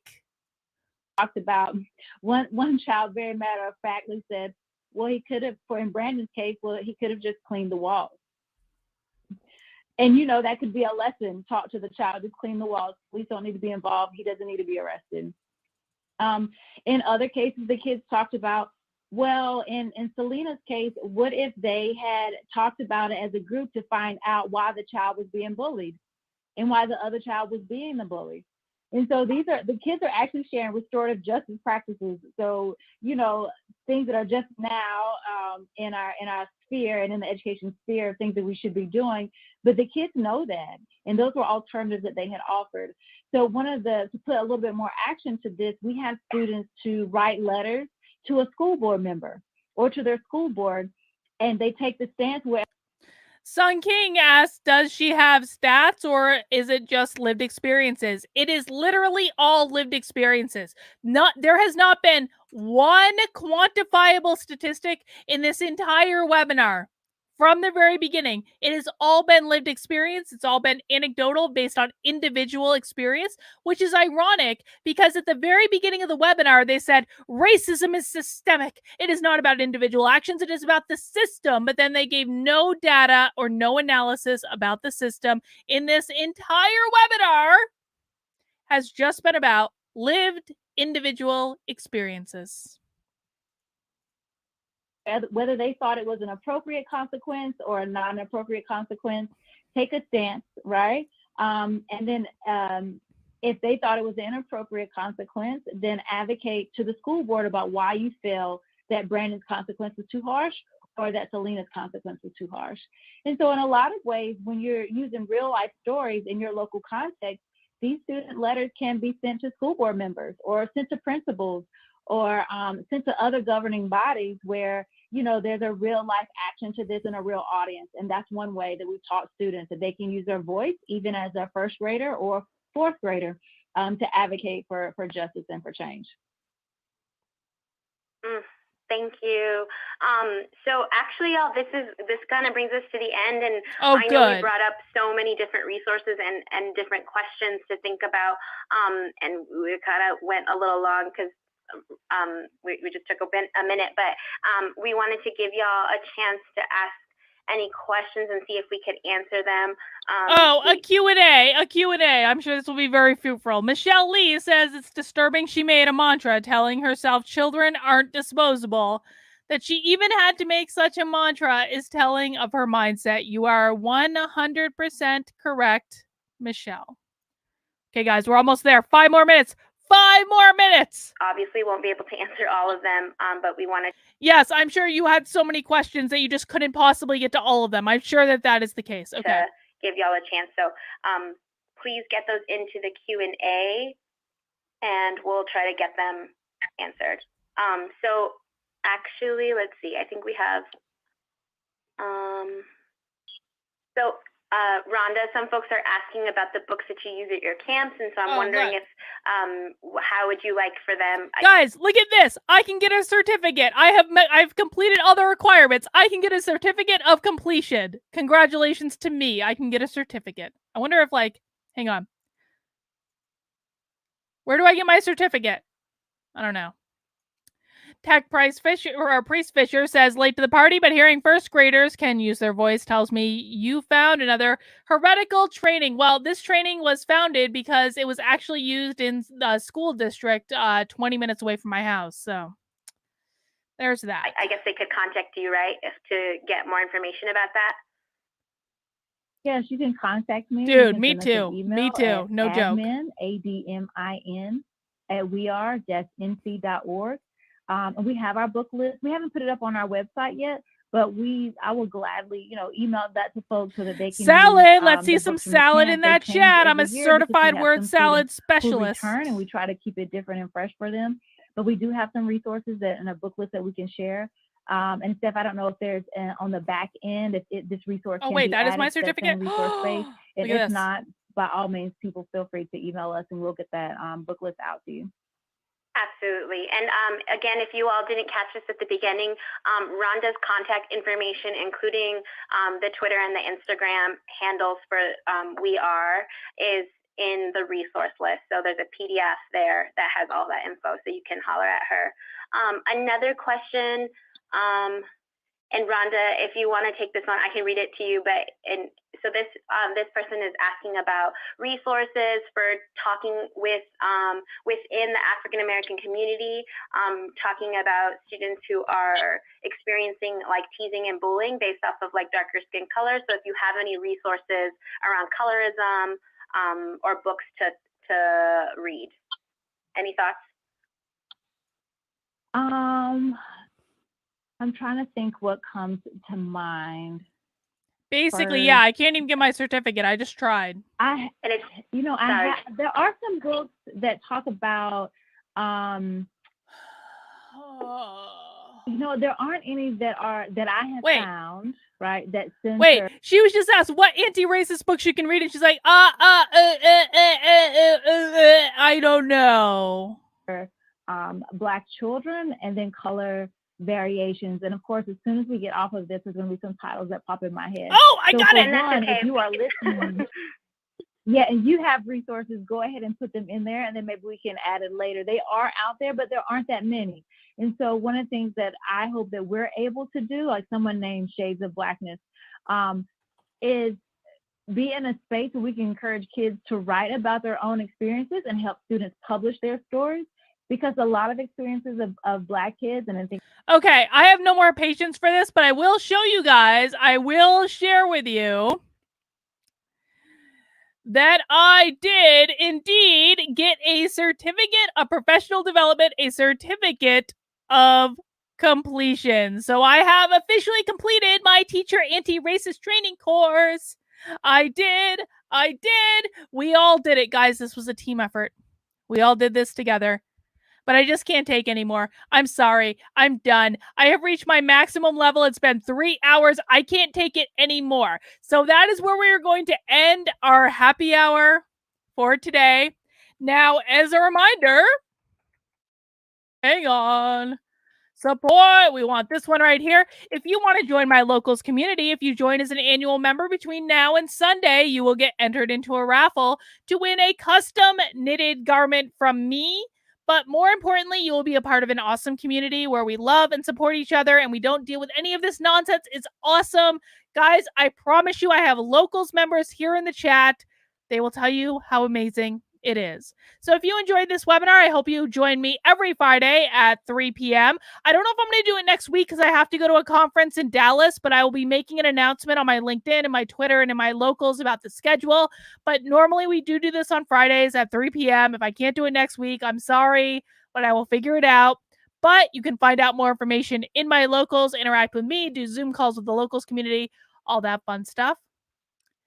I'm going to go just decompress. I'm going to go decompress now.